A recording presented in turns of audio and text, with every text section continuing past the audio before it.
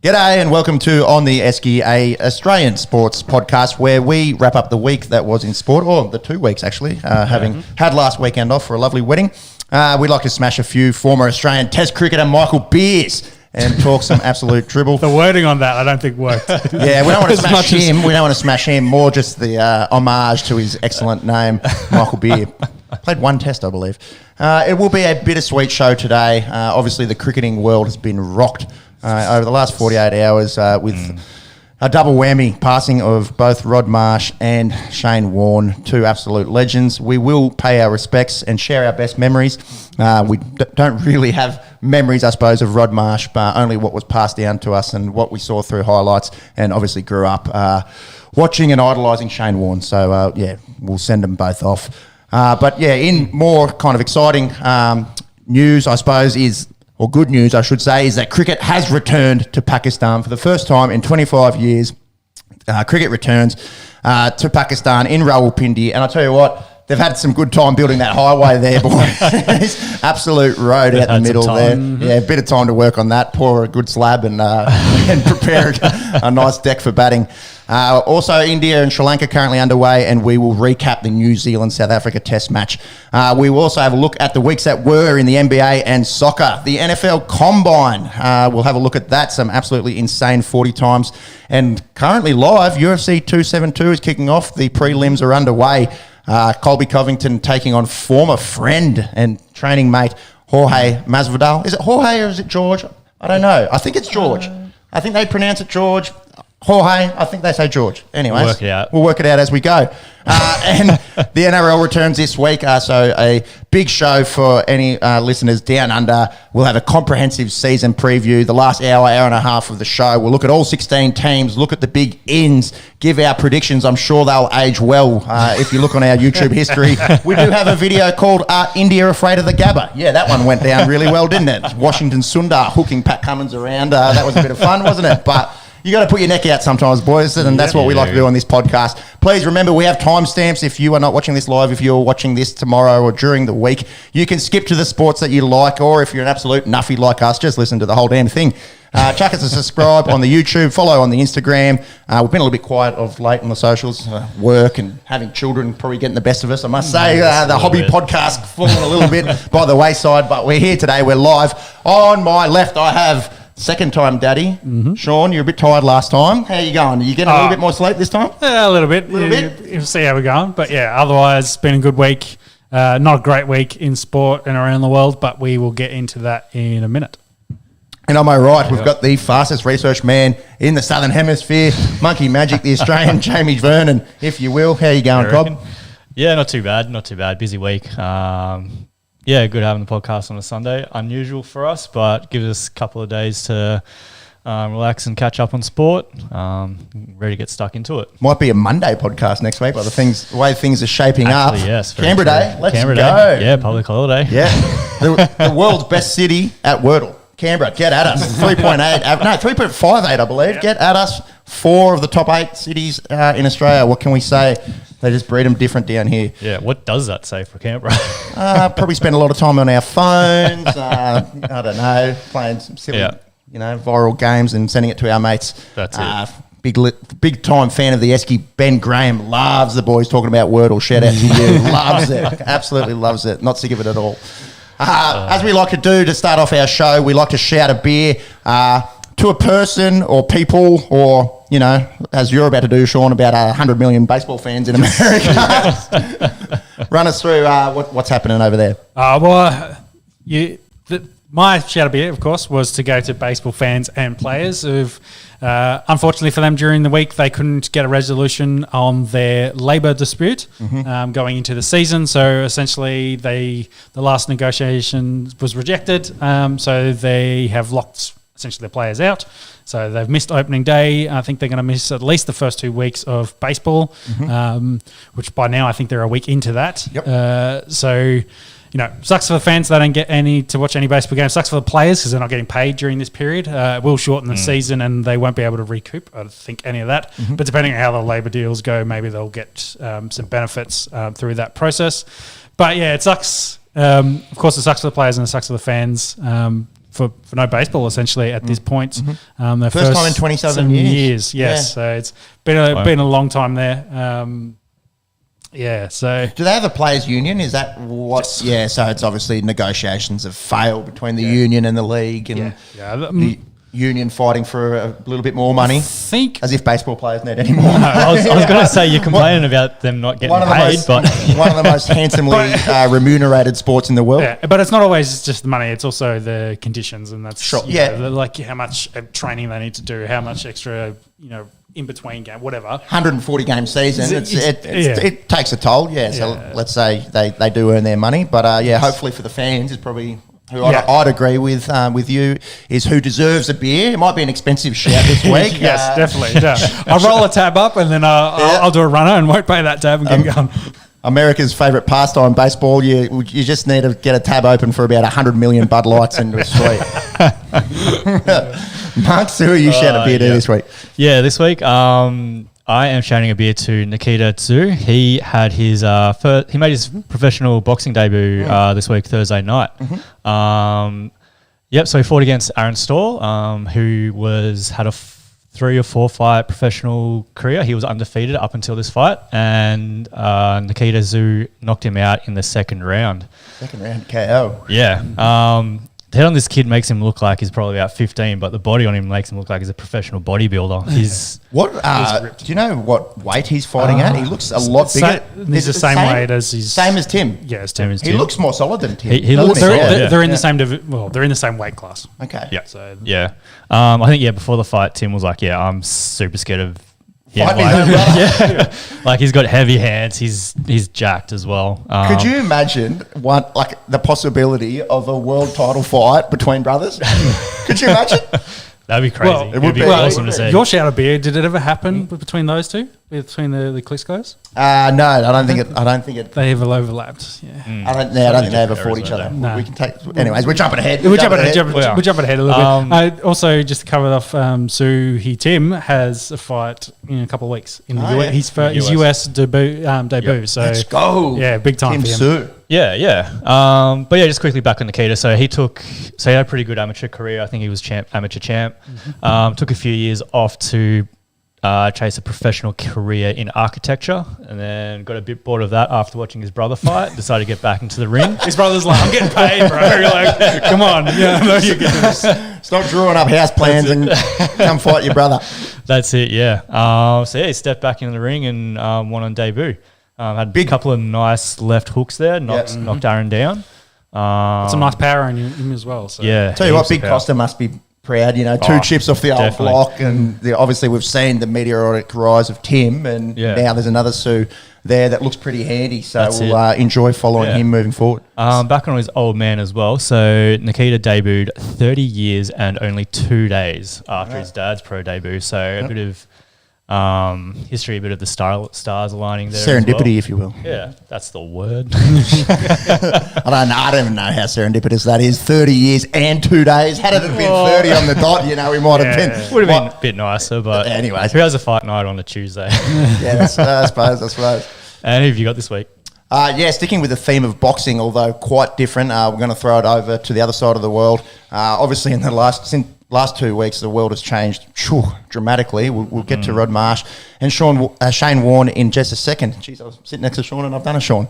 But I'll shout these 4 Ukrainian boxers who, by no right, have to be fighting for their country right now. Financially, they could probably just sit back and let it all unfold. But I am talking about Vitaly and Vladimir Klitschko, Alexander Usyk and Vasily Lomachenko. They've all gone to try and defend their homeland. Obviously, you've probably been living under a rock over the last 2 weeks if you hadn't sort of followed a little bit of the unfolding scenes out of Russia and Ukraine. But Vitaly is 50. He's the current mayor of Kiev. They're just built different in Eastern Europe, aren't they? Crazy. Yeah, when the motherland calls, they answer. It begs the question, do you think our leaders would do the same? Do you reckon we'd see, what is he? He's the mayor of Kiev, so let's go. Do you see Andrew Barr on the front lines defending it? defending Australia if we were ever to be invaded? Would you want Andrew Barr on the front line, or would you want Vitaly Klitschko? You know what? You'd want everyone in. I'd have more hope in Andrew Barr than I would in ScoMo. Let's put it that way.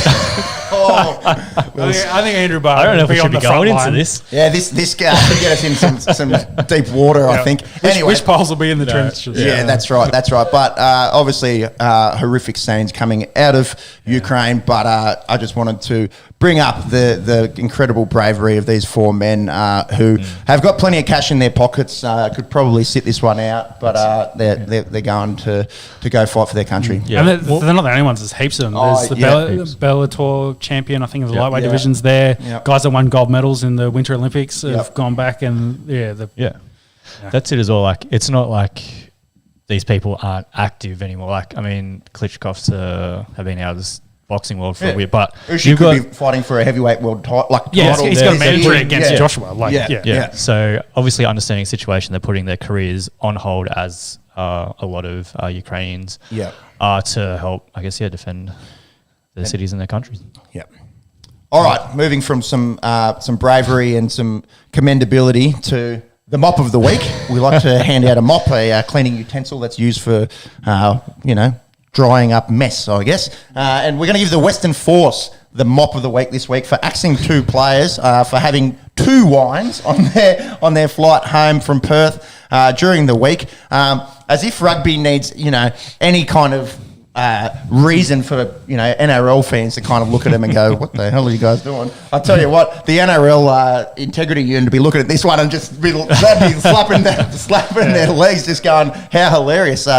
Two guys getting stood down for literally having two wines. There'd be no NRL left if they did this. We'd be in a bit of trouble, wouldn't we? They wouldn't be able to fill sides. No, we would be in a lot of trouble if the NRL implemented this kind of treatment of players for having a couple of wines on the flight home with dinner. The problem being they were in their Western Force kit. It was a team rule. I would have thought possibly a warning or a fine or something. Were they going to a match? Like no, come out, flying back? Post game. Were they meant to be rehabbing guys, something like that? Or? Yeah, no, so it was just a flight home, and it wasn't the, governing body that's... It's just team rules. They're just broken team rules. So it was the senior leadership got together, the playing group, discussed it. And I don't know, I just guess within that playing group, they hold themselves to some sort of standard in regards to what their actions are while in kit. There's two ways to look at it, I suppose. There's the rules are rules. They broke the rules. They've, we've swung the axe. Yeah. If you want to enforce a rule like that, I think maybe a fine or something, little boys, we're about team culture. We've got these rules for a reason. Sit them down. To tear up their contract over two wines, I think it's a bit ridiculous, to be honest. Well, I think they've only been stood down for one match. My apologies. Yeah. Shows my intrigue in the Super Rugby competition. Could be wrong. I don't know what's happened. Fake news, misinformation. Yeah. Well, I mean, Neil Young is going to boycott the Esky. I mean, it does. Might get 15 years or so. It does have to be said. How far do you take this? Do you put your team up to potentially losing a game over this, or like you said, do you just keep it to fines? You keep it to not participating in training? It does seem pretty severe that they're going to be missing out on a game or games because of this. Well, they're probably the first lot that got caught as well. So they've set a standard so the others will know, hey, if you do this, you will miss a game, so that they understand, well, I'm not going to do it throughout the season, and then they're going to try and focus on, playing good footy. That's in theory. That's the what they're trying to achieve. But or maybe just a sneaky move from the ARU to get a few league heads talking about rugby. Yeah, true. Possibly. It's pretty hard, man, at the moment.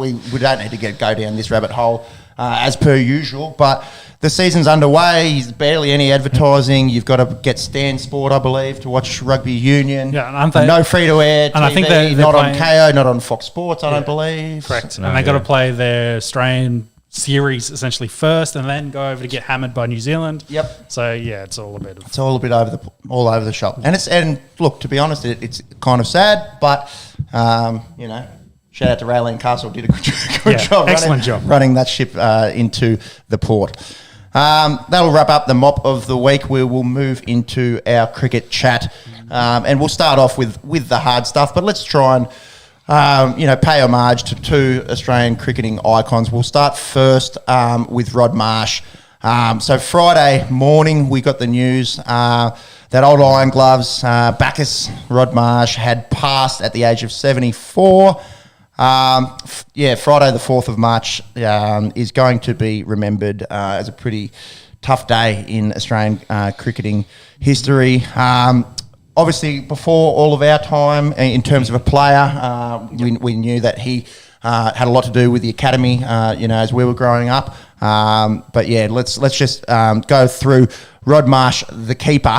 He was a short, stocky player, and he just kind of embodied the 80s and 70s, really. Started in the 70s, finished in the 80s. I'm talking the open shirts. I'm talking the hair, the chest hair coming out. I'm talking about beers after the game. Beers before game. Possibly, maybe one at lunch. He actually, although, we like to laugh about, about how times have changed at least. The standard of cricket was pretty unbelievable. He did hold the world record for the most test catches for approximately 15 years before his successor, Ian Healy, took that from him. 343 catches, 12 dismissals, 3,600 test runs at an average of 26, 3 tons, 16 50s, also 92 ODIs. How's this compare? 1,225 runs at an average of 20. That's a big shout out to the changes that Adam Gilchrist made in what's expected out of a wicketkeeper in terms of what they can do with the bat. Being a world record holder for 15 years for test catches is pretty unbelievable. In our kind of memory, was a coach at the Australian Cricket Academy from its inception in the late 80s, was the director for 11 years between 1990 and 2001. So essentially all of our cricketing idols and, guys that we watched growing up would have been coached, would have been mentored, would have been close with him, would have been great mates. With Rod Marsh. So, for the boys over in Pakistan, this news, which would have probably filtered through, I imagine, throughout play on day one, would have been pretty tough. And as I alluded to before our time, we've only kind of got the highlights, maybe watching a little bit in a rain delay, in games when we were growing up and seeing how they used to do it in the 70s and 80s. So I texted the old boy, actually, and I said, what are your fondest memories of Rod Marsh? And he texted back, pretty short and sweet, as he likes to be. Caught Marsh, bowled Lily, absolutely iconic. That anyone that was an Australian cricket fan in the 1970s and 80s would have seen that happen a plethora of times. And probably one of the funniest stories I've ever heard. Patted his gloves in a test match once with steak, keeping to Jeff Thompson. It's always interesting to hear the old blokes and how they allude to Tomo, Had there been speed guns in those days? Was he the fastest bowler of all time? Maybe there's a little bit of mayo on the story. I reckon Tomo was bowling 165. He would have put Lee and Akhtar to shame and the rest of it. Apparently that is a confirmed story. That there were two cold steaks. Just a little bit extra padding. A little bit of extra padding to help their hands keep back to Jeff Thompson. Just watching the old highlights of thousands of people on the hill at the SCG or, wherever with the shirts off and the short shorts and, maybe a few screwy moys under the belt, just going mad and watching Australian cricket back in those days. Different experience for sure. And just thinking of his family, losing someone, regardless of age, is always difficult. So Vale, Rod Marsh. Moving forward, boys, and I think we'll get all of our following day essentially. Well, the same day, the same date. So it was middle of the night, Friday night into early Saturday morning. I got up for a wee, and I checked my phone, and I thought, no, that's not real. That's fake news. Yep. I went back to bed, and then I woke up, and it started to sink in that the king of spin, Shane Warne, had passed away at way too young, at the age of 52 in Koh Samui. Boys, what was our initial impressions of the passing? For me, shock, disbelief. Yeah, didn't think it was real at first. Yeah, 100%. You're just like, wow. Of course, being only just 52, like pretty young. But when all the boys are starting to filter through and everyone's reporting it, you're just like, just an absolute legend. And while I was sitting here, I was thinking about it because we got it the note there. His first cricket rock star. I was kind of thinking maybe the only, like, who's transcended sport as far as he has. Like, I know, say Kohli's like huge, but that's like central to India. Whereas Warne's just everywhere. Everyone knows Warne. And when we use the term rock star, like he partied with the Rolling Stones, with Elton John, with Ed Sheeran in recent years. He dated Liz. He was going to marry Liz Hurley. We use the word rock star, superstar. Yes, Kohli. These guys that he's cricket's biggest superstar. Right? Exactly. Tendulkar, idolised by a billion people. But when we use that term rock star, I think. Maybe as a cricket worldwide phenomenon, he's the dude. Like he's number one. Like, you can't go past that. A larrikin, an icon, an idol for many. Yeah, exactly. And one, watching him, and then two, spending the last 20 years listening to him as well. Like he's been with cricket essentially as long as we've been watching it. In all formats. Well, the whole time. Yeah. Test debut in '93, I believe. Us born in 1990, so probably don't remember those first few years. But as long as I can remember watching cricket, I can remember SK Warne being a pivotal part of it. Yep. Let's go back and kind of build on that. Our best memories. Obviously, the Gadding ball. We were a little bit too young to have been watching that one live, but I remember hearing about the ball of the century, and then you'd see it here and there in the cricketing highlights. Growing up as a youngster, now one has the ability to just jump on YouTube and watch that ball. His first ball in England. The face on Mike Gadding afterwards, absolutely iconic. Just sheer disbelief that ball had done what it had done. I don't think I've ever seen a cricket ball do anything like that since. Like the way it just kind of looks like it floats away right and then comes all the way back left. Like it's just gets the off bails just there and just gets that off bail. I tell you what, it does get the ball of the century. The terminology used around it. Shane Warne bowled 15, 20 balls like that. Like going through some of the highlights, I think that Strauss ball in the 05 Ashes, where he's gone to pat it, bowling to the left-hander, he's gone to pat it away, and he's just found a foot mark or something way outside. 4 feet outside. way outside off stump, and it's bowled him around his legs and taken his right peg. Yep. Right peg, that's good terminology. His leg stump. Yes. His leg stump. And again, like, that doesn't get called the ball of the century. There's probably, like I say, 10, 15, 20 balls that Shane Warne bowled that spun that much and just absolutely unplayable. I remember his 700th. I think we were down in Adelaide that year for Christmas at the MCG, and just absolute wild scenes. Again, I think that was to Andrew Strauss, a poor fella. I remember being a youngster and watching Daryl Cullinan coming out for South Africa to play Shane Warne, and Warne absolutely had it, was living rent free in Cullinan's head. The bunny, they called him, and he just couldn't play him. Would try and hide down the other end, much like myself in the lofty levels of playing third grade Canberra cricket, just trying to hide down the other end and let someone else do a little bit of it. That was Daryl Cullinan facing Shane Warne. One of my favourite memories was when he took Freddie Flintoff in England, where he just set him up in an over. He just bowled one ball, just easy, just block it, and he just brought it slowly forward, as in shorter, bowling ball shorter and shorter. Within 3 balls, Freddie just spooned it to him because he just hadn't picked the length right, and Warne's like, "Yep, done, job done." He just not only the talent, the skill, but the tactician as well, just understanding what he needed to do and be able to hit that spot every single time. He was just 100%. I think I remember, I don't know if it was like an all-star game. It was like some T20 Big Bash sort of thing where he was on mic on the field and he was like, this is exactly what I'm going to bowl. Right now I'm going to get him out. I can't remember who was batting against him, but he just bowled his perfect spin ball and just got the guy out. And it was just like... And people, we talk about him being a rock star, but people kind of sleep on the fact that he was actually a legitimate cricketing genius. The name that comes to mind when you say that is probably Ricky Ponting. You watch him commentate in the way that...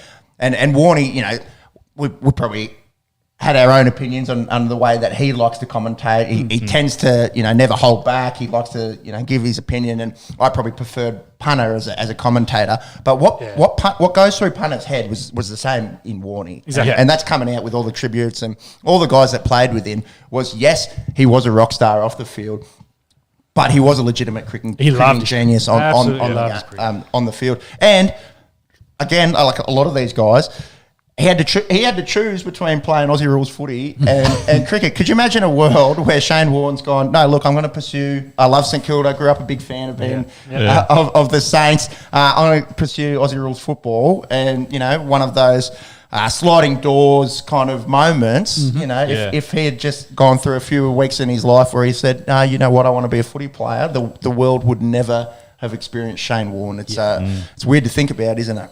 Yeah, 100% agree. What about, and we spoke a little bit earlier about it in the podcast, how the game has changed. I was sending through a few of the old ads with Warne doing VB ads. Turn anything. Yeah, he could turn anything, even a cross-dressing David Boone. I don't think we'd get away with that one these days, but definitely gave me a little bit of a chuckle watching that one. And just some of the stories. I think I sent you, boy, like we talk about the rock star personality, people would write about him like he was an A-list celebrity.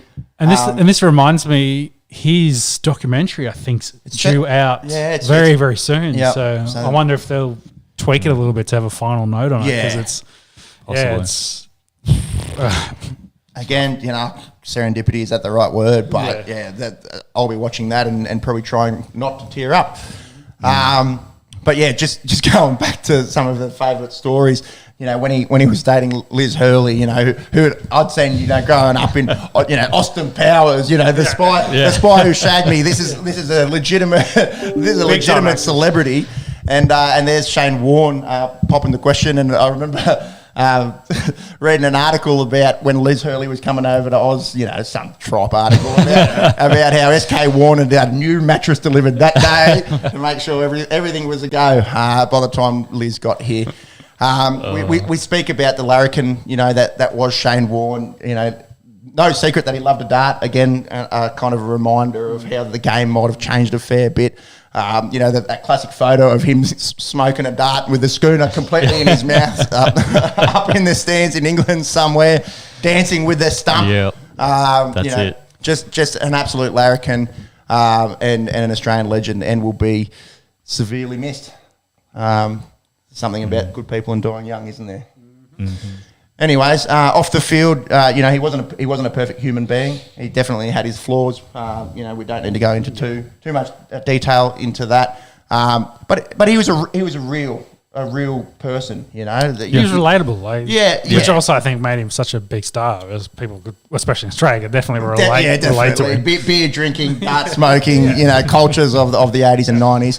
That's probably what kind of elevated that stardom, wasn't it? That he could have just been the bloke from your social cricket team, he was just doing it on a world stage and best to ever do it. Yeah, and no disrespect to Matai Marularitharan, we could have another conversation about asterisks, about arm angles and the rest of it. We'll give credit where credit is due on the list of most wickets Matai has him covered. But yeah, as Australians, I think we all agree in our minds the best bowler to ever live. And a sad day for cricket fans around the world. On that note, just thinking about the teammates, the retired teammates, the current playing group that have either lost, a best mate or a mentor or, just someone that they like playing cricket with and winning a lot of cricket with. For his parents, Keith and Bridget, always hard when when parents outlive their kids, it's not meant to work that way. And I think, for his kids and for his ex-wife Simone, that's probably who hurts the most in all of this. So obviously we're thinking of Brooke, Jackson and Summer. His death's been so public, where 3 unqualified idiots talking about it on the internet, but obviously just want to pay homage to one of our heroes and icons in Australian sport. Our hearts go out to the family. That's probably who who you feel for the most. Yes, you can talk about how loved he was around the world for what he did on a cricket field. But yeah, at the end of the day, he's a human being. Yeah, he's still a man. Yeah, still exactly. a man. He had family and friends. Yeah. All right. Vale, Rod Marsh. Vale, Shane, Keith Warne. Mm-hmm. Yep. Boys, cricket has returned to Pakistan, highly anticipated. We're talking about it beforehand. I think Olympics probably have this covered in terms of being the most secure, in terms of military and police and security detail. They think there's 4,000 of them patrolling the stadium. But for the first time in 25 years, cricket has returned to Pakistan. It's a massive thing for the people of Pakistan. If we've got any Pakistani listeners, please get at us in the comments and let us know what this tour means for you. Obviously, cricket has returned, Test cricket, in the last few years to Pakistan, but to get Australia, not to toot our own horn, but pretty handy at this old game. So for the Aussies to be touring there, it must mean a fair bit. Again, Friday, shit day. Horrible news coming out of Peshawar that there was a bomb blast, killing 62 people. ISIS claiming responsibility, all the rest of it. We, think of all the people involved, but also, for us as cricket fans, we're just hoping for a safe tour. It is such a big moment for the country, we for don't the want people. any excuses to not go back again. Exactly, for them to get that It's taste of Test cricket and it go away from them. That's it. You hate to see it. Yeah, one step forward. You don't want to see two step back sort of thing. Yeah, indeed. But let's have a look at the cricket itself. So, Monks, do you want to take the Australian team there, the Aussie 11? Yeah, sure. Have a stab at that. So, openers, we've got Usman Khawaja and David Warner. After them, we've got Marnus Labuschagne, Steve Smith, Travis Head, Cam Green, Alex Carey sitting there as a wicketkeeper, obviously. Pat Cummins captaining, obviously, again as well. And then we've got Mitch Stark, Josh Hazlewood, and Nathan Lyon in as the one spin-off of the team. So essentially our best 11. I don't think too many surprises there. There was a little question mark around Warner's ribs. Obviously he's fine. Sat out that 2020 series against Sri Lanka to get on top of his injuries. Josh Hazlewood coming back into the side after missing the last few games of the Ashes. I suppose the only question mark is, could they have gone with two spinners? I think time will tell. Obviously, Nathan Lyon had to bowl a lot. We'll get into the exact numbers in just a second. Yeah, when we get in the game, we'll chat about that. And I'll talk about Pakistan.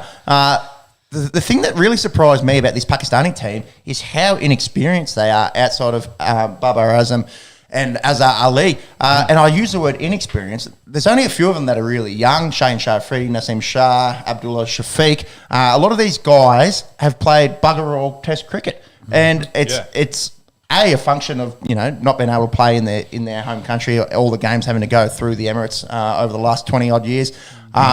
But the reliance on their white ball cricket means a lot of these guys don't get to play a heap of red ball cricket. So I will run through that Pakistani team. Abdullah Shafiq playing his second test. Imam ul Haq in his 11th test. We'll get to him in a sec. And then this is where the strength lies with this Pakistani team. Azhar Ali, Babar Azam, Mohammad Rizwan. That is a middle order that is up there with one of the best in the world. Going through to Iftikhar Ahmed in just his third test. Fawad Alam, Naman Ali, just his 7th test. Sajid Khan, just his 4th test. And in the Test cricket team of the year last year, Shane Shah Afridi, 21st test for the 21-year-old, and Naseem Shah playing his 9th test. So, outside of Azhar Ali, and even Babar Azam's only played 37 tests, which is a little bit less than I had expected. Outside of those two guys, everyone there is under 22 test matches. So quite inexperienced. Tell you what, the way that the plays unfolded, they haven't looked like it. Does not matter, We had a little bit of a laugh earlier in the show about the Rawalpindi Road, the highway that they've spent 25 years preparing. It's funny, isn't it? Because we're coming off an Australian summer where, decks were kind of prepared that gave a bit for the bowlers. Often this is the kind of conditions that remember Hobart. Yeah, exactly. Look like we're playing, in June in England in Hobart. And same could be said for a few of the decks that got prepared during our Aussie summer. This is more reminiscent of decks that we grew up watching at the Adelaide Oval or Brisbane, where you just go. Well, you win the toss, you bat first. You've got to score 500. Simon Kadich said 500 was par. Yeah, well, it reminds me of your park cricket pitch because it's down there, it's just concrete. So it's built to last, and that's what it looks like. This one, it's an absolute road. It's like Test cricketers playing on a park cricket. Yeah. The thing about the park cricket decks is everyone sucks, so it kind of levels itself out. Well, I guess that concrete eventually breaks down and has some few cracks in it. A few cracks 20 years down the track. Exactly. But yeah, Pakistan came out and did what they needed to do and put on a massive score. Yeah, so shout out to Imam ul Haq, his maiden Test century in his 11th Test. What a time to do it. Australia returning to Pakistan. I tell you what, I told you boys during the week, and I'll say it on the internet, I think he looks a bit like the love child of Wasim Akram and Dan Vettori. You know, he bats with the glasses on, you know, old Dangerous Dan used to have the glasses on, but then he's kind of got that nice jawline, that nice kind of good-looking Pakistani features of a Wasim Akram. So yeah, that's kind of what came through my mind there. The love child of Akram and Vettori, if you don't mind. Tell you what, the bloke can play. Yeah, he can bat. I was thinking about this series before, and I was thinking, will the moment be a bit too big for the Pakistanis? You know, Australia coming off an absolute, shellacking of England down under. Test cricket. You can't get that in your head. When you go somewhere else, the home team always has to be your favourites, I think, going into it.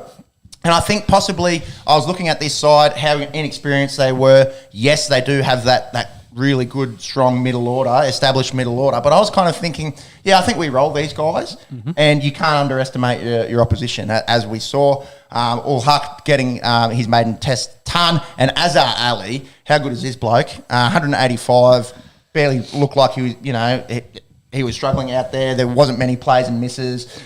15 boundaries, 3 sixes, just took on one of the best bowling attacks in the world. His 18th Test century. Him and Babar Azam are really world-class players. And I tell you what, the run-out of Babar Azam from Marnus Labuschagne, unbelievable. Right-hand pick-up, turn, hit 1.5 stumps to aim at. That was pivotal, I think, because, yes, they declared at 4 for 4, 7-6. We'll talk about that in just a second. But if you've got Babar Azam out there coming out at 2 for 300, he could have scored some runs really quick, and I think that would have been really good for the Aussie morale out there. Marnus also getting one with the ball, so one of our favourite cricketers getting around at the moment, doing things out in the field, not just with the bat. So on your question there of the second spinner, so let's cover that, because of the 11, 8 bowled. Yeah, they couldn't fit it on their graphic, which is weird. They obviously had space, but obviously the graphic only allowed to show. It's preset, and that was like, we didn't expect them to bowl the entire team. That's it. So between Labuschagne and Smith, you reckon you got that second spinner? On a crumbling deck, day 5 kind of stuff. Yeah, maybe Smith and Labuschagne can do a job. We saw that in Melbourne. Smith getting the ball and nearly being able to jag that 4th Test win in the down first there. innings. But first innings on a road. It does beg the question. And what was interesting was Labuschagne, he was getting a bit out of that, and it looks, as a leg spinner, like if you'd had a full time, actual leg spinner in Swepson, like you potentially could have been a little bit more dangerous and actually threatened the guys a little bit more, but. Yeah, I think it's probably a miss not having a second spinner in there because... who do you omit? Stark? I know. I'd say it probably ends up being between Cummins and Hazelwood. Cummins, the captain. So Cummins would be you'd pick. So you'd have to drop Hazelwood because my point being, as in they're the similar bowler. So you want to keep Stark as your firebrand, your extra. Okay. You get what I'm saying? Like, I think we got there in the end. I get what you're saying. Yeah. So the choice would come down, and of course you're going to pick Cummins. So your Hazelwood's the one you would drops out. I disagree. I think Hazelwood obviously bowled with maybe the best out of the quicks. So economical, maybe a touch without luck. And hindsight's 20/20. Mitchell Stark could have gone out there and fucking. Hooped it around, got a few early wickets, but maybe they did miss that second spinner. Yeah. But if they were to between those two, you'd be Stark or Hazelwood. You'd imagine. You'd imagine. So. The other thing that you could start thinking about is do you lose a middle order bat in Cameron Green or Travis Head, and bat Carey at 6, and then keep all 3 of your quicks. and then play two spinners that way. That's the only other way that you could set it up, I guess. If you're expecting to be in the field for a very long time, maybe it's worth doing.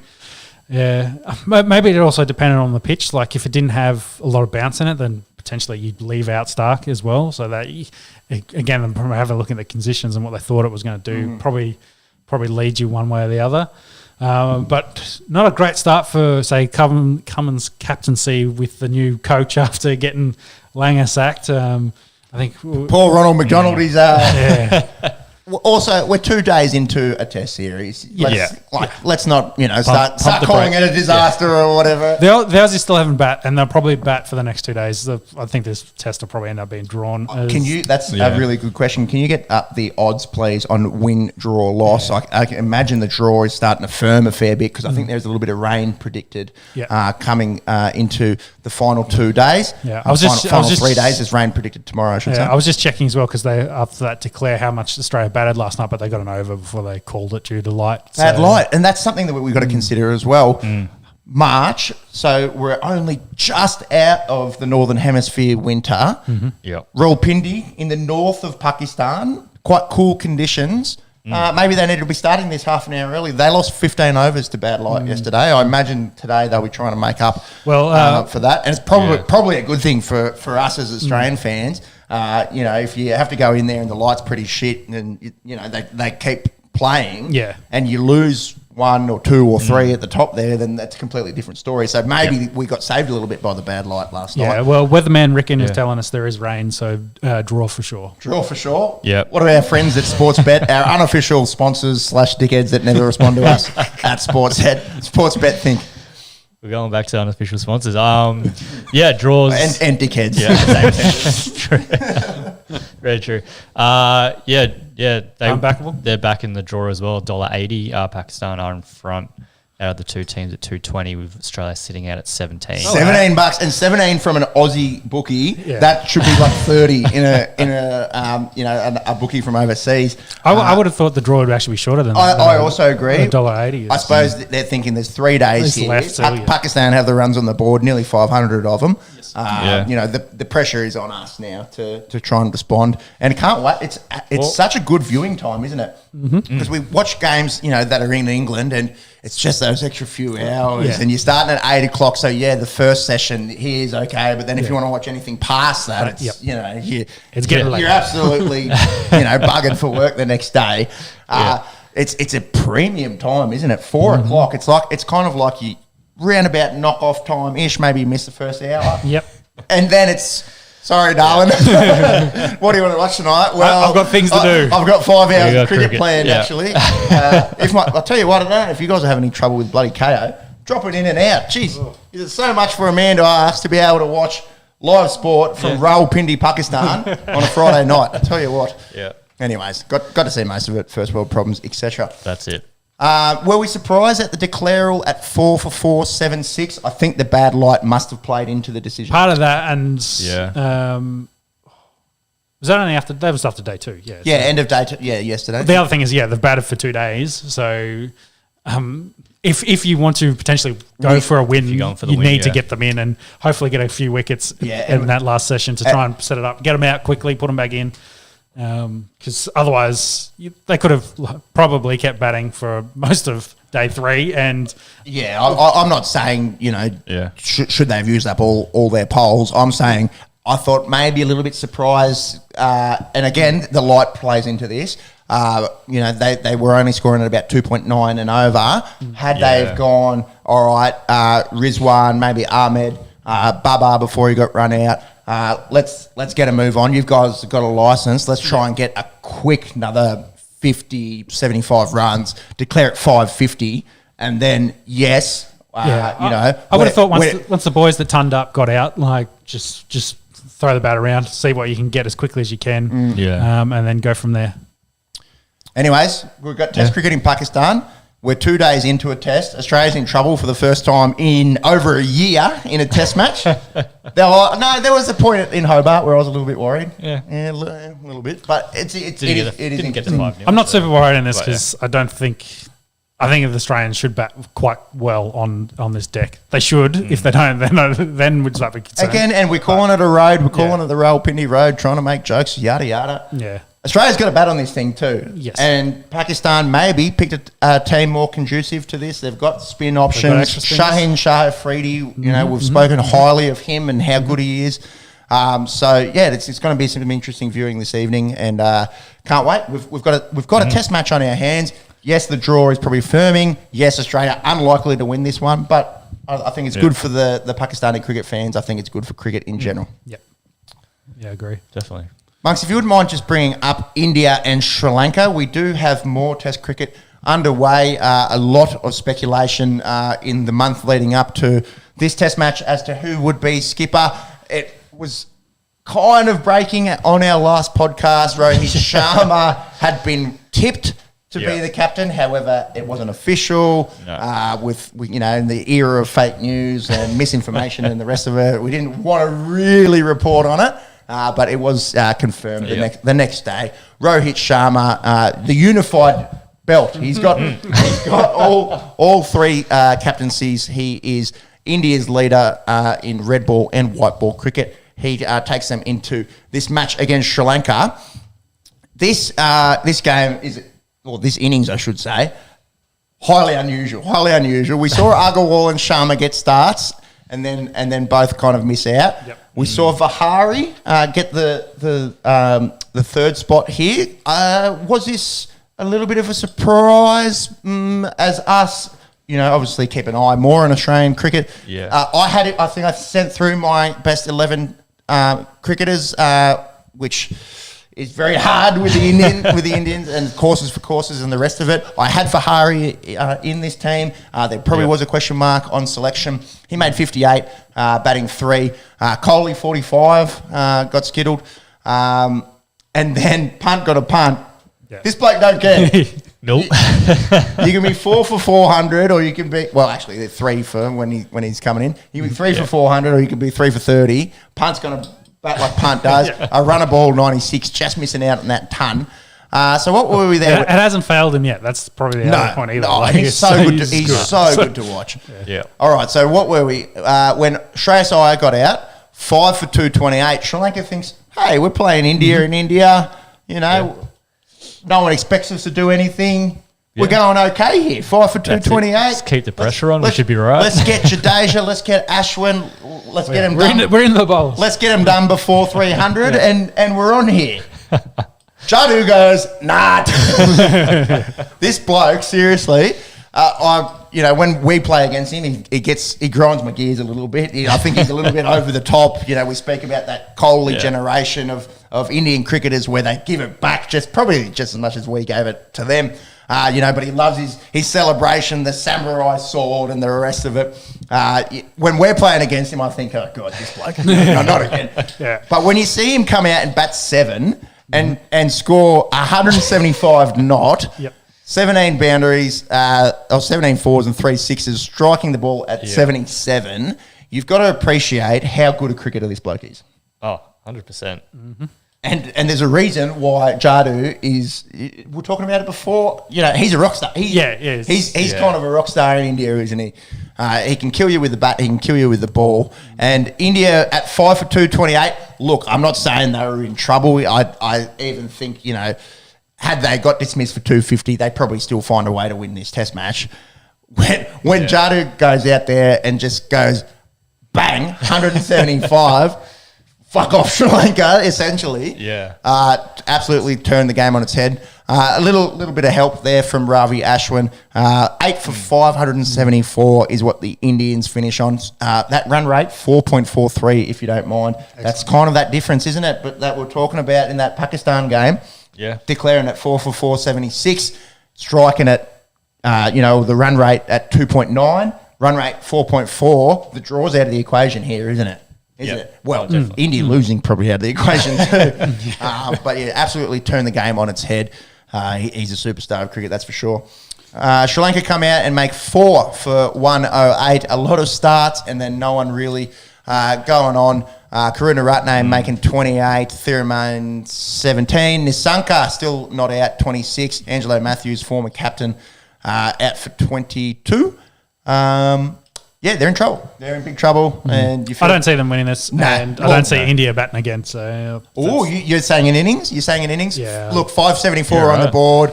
They've got plenty. Yeah, probably not highly unlikely. That was great English.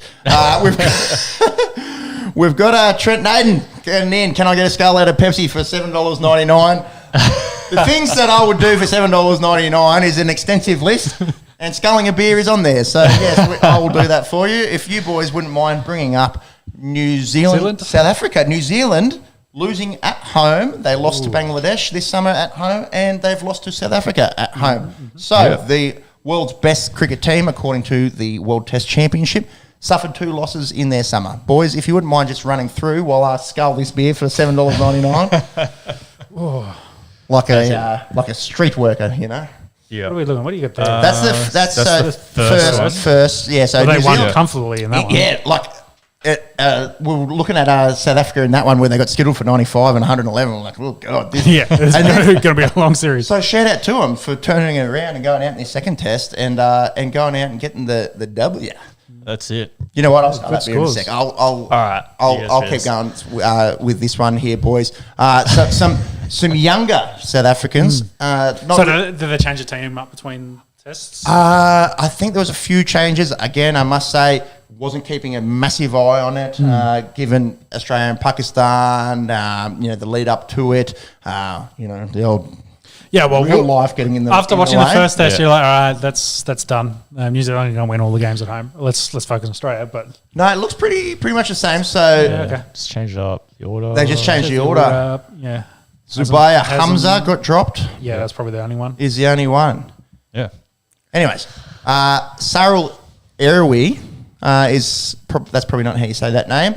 Not a household name. He went out and turned up. And then if you wouldn't mind bringing up the second innings there, Monks, I think it was that Kyle Varian. Did he turn up as well? Yes, he did. 136 not. So 2 lesser known names there for South Africa doing it in New Zealand and getting a handy win there. No one, myself included, probably saw that happening. Not at all. South Africa, we like to talk about them, being a bit of a... What are the bats for New Zealand? Nothing from Young, Conway. And again, we talk about New Zealand without Williamson. Yeah, it's like an asterisk, isn't it? Yeah. It's like an asterisk. Really struggled outside of Devon Conway in that innings there. Just scroll to the other innings. Did anyone else make any runs? Colin de Granholm, 120, batting 7, not out. Big call. Big goal. Well, they needed him to score runs. Yeah, bloody oath. Daryl Mitchell chipped in with 60. But, there you go. We like to talk about the state of South African cricket and from a administrative point of view, an absolute clusterfuck, I think, can probably say that. But, this team has just won at home against India, 2-1. Yeah. They got minced in that first test, but have gone okay in that second test there. Yeah. So maybe not all doom and gloom for South Africa moving forward. Speaking of New Zealand, the Women's World Cup is underway. It's only just kicked off in New Zealand. Australia getting a win over the old enemy in England overnight. And the Shield is approaching its pointy end. I think we will revisit both of those next week. Yep. Yeah, sounds good. Should we talk some basketball? We've got Trent Naden on. He likes a bit of his basketball. I'm going to scull a beer for $7.99, and you guys can take it away. How are the Warriors going, and what's happened in the last week? Yeah, so Warriors and Lakers is probably where we start. Warriors, of course, have lost 7 of their last 10. The Lakers have lost 8 of their last 10. And you start to wonder with they've got the 2 big superstars. What are they going to do? Where are they going to go from here? So Mavericks have gone 3-1 on the season as well against the Warriors, so 2-1 week. So that was the last game the Warriors played a few days ago. Mavericks beat them pretty comfortably. Doncic was pretty handy with 41 points. Yep. Some of those losses, Jazz there, but the Clippers, Nuggets probably all right. The Wolves, but the Knicks. Let's not. We can't talk about the Wolves as being a shit Wolves team anymore. It was Knicks and Clippers were the ones in that list. Let's talk quickly about the Wolves. That team that they've got, bring up the starting 5 for the Minnesota Timberwolves. I'm pretty sure we've got top 3 draft picks at the Wolves. KAT, Anthony Edwards. Yep. And there is another one. Coming through starting five. Anthony Edwards, KAT. Was D'Angelo Russell? Can you click on D'Angelo Russell? These guys had to get good at some stage. Not saying they're winning the thing this year, but it's good to see Minnesota, who over the last few years has been essentially pretty trash, doing a little bit. D'Angelo Russell, draft pick? I have not got it here. Come on, Marks. Fastest man. I know, right? That's why we say We'll get the Southern Hemisphere. Jamie Vernon's over there on Rogan laughing, eating edibles and shit.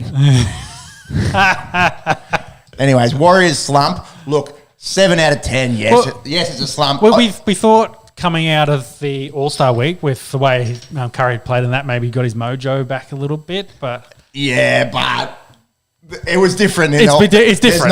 There's no defense. There's no defense. He's got open looks all day. He's getting open looks, and it was a freak. Like, it was an absolute freak show in the All-Star game. Yeah. Watching him just drain them from downtown. But it shows if you got two guys in your face, it's different. It's a different story than when you can just go unabated. Did we find D'Angelo Russell? Yeah, first round, second pick. Went to the Lakers. Yep. Yeah. So that's Nathan was saying that Wiggins was the other one, was the one we might have thought about, but he's at the Warriors now. But Anthony Edwards.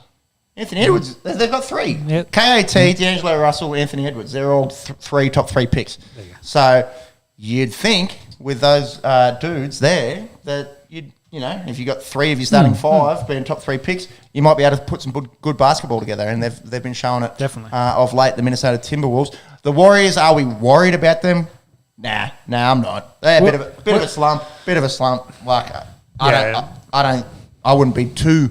Not too worried. Too worried about them at all. Where are they currently sitting on the ladder? Are they still above? They're still second in the West, aren't they? Yeah, so I think it's the Suns and then the Warriors. They've got games in hand, so they can lose a couple to work on what they need to work on before they start making a run at the finals.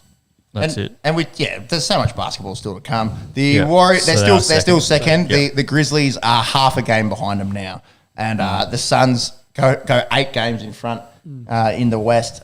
So you'd think the Phoenix Suns get the number one seed there pretty easily. I tell you who I would be fucking worried about, and we talk about it every week. The Los Angeles Lakers. They've lost 8 of their last 10. I think they're under 500. The Clippers have swept them. I'd be interested to know if that's ever happened before.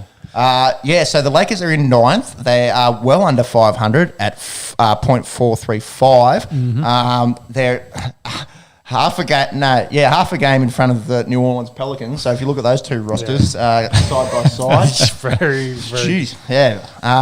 The Clippers went on a 25-0 run in this game. That is just about unheard of in basketball. Yeah, I'm not worried about the Warriors. I am really, really, really worried about the Los Angeles Lakers. You can argue injuries is that they haven't had that many games with AD and LeBron and Russ all playing together. With that roster, this team doesn't matter who's, if one of them are injured at any given time. Obviously, AD's missed a lot. That team should not be anywhere outside of the top 4 in the West. I just wonder if the chemistry maybe is not right there with the way that LeBron and Westbrook like to play, whether it just hasn't fit. So,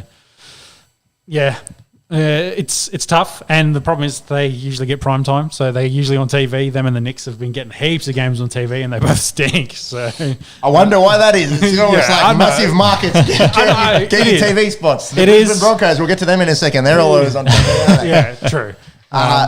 Potentially shouldn't be with the amount of games they're losing currently. Interesting comments there. Thanks to our live listeners. Trent, and the Lakers are 6 of their last 22, 6 and 16. That is horrible out of a team that has LeBron, AD, Russ. Boys, Russ Westbrook, obviously not quite the same player that he was a few years ago. The triple-double year where he had more triple-doubles than he didn't. Is it a scheme fit? Does he need to get out of Los Angeles, go somewhere else? Too many Chiefs, not enough Indians, that kind of situation. What do we think? Well, Trent's here saying LeBron should be traded back to the Cavs. So. Ooh. That'd be spicy. The Cavs actually on the ascendancy.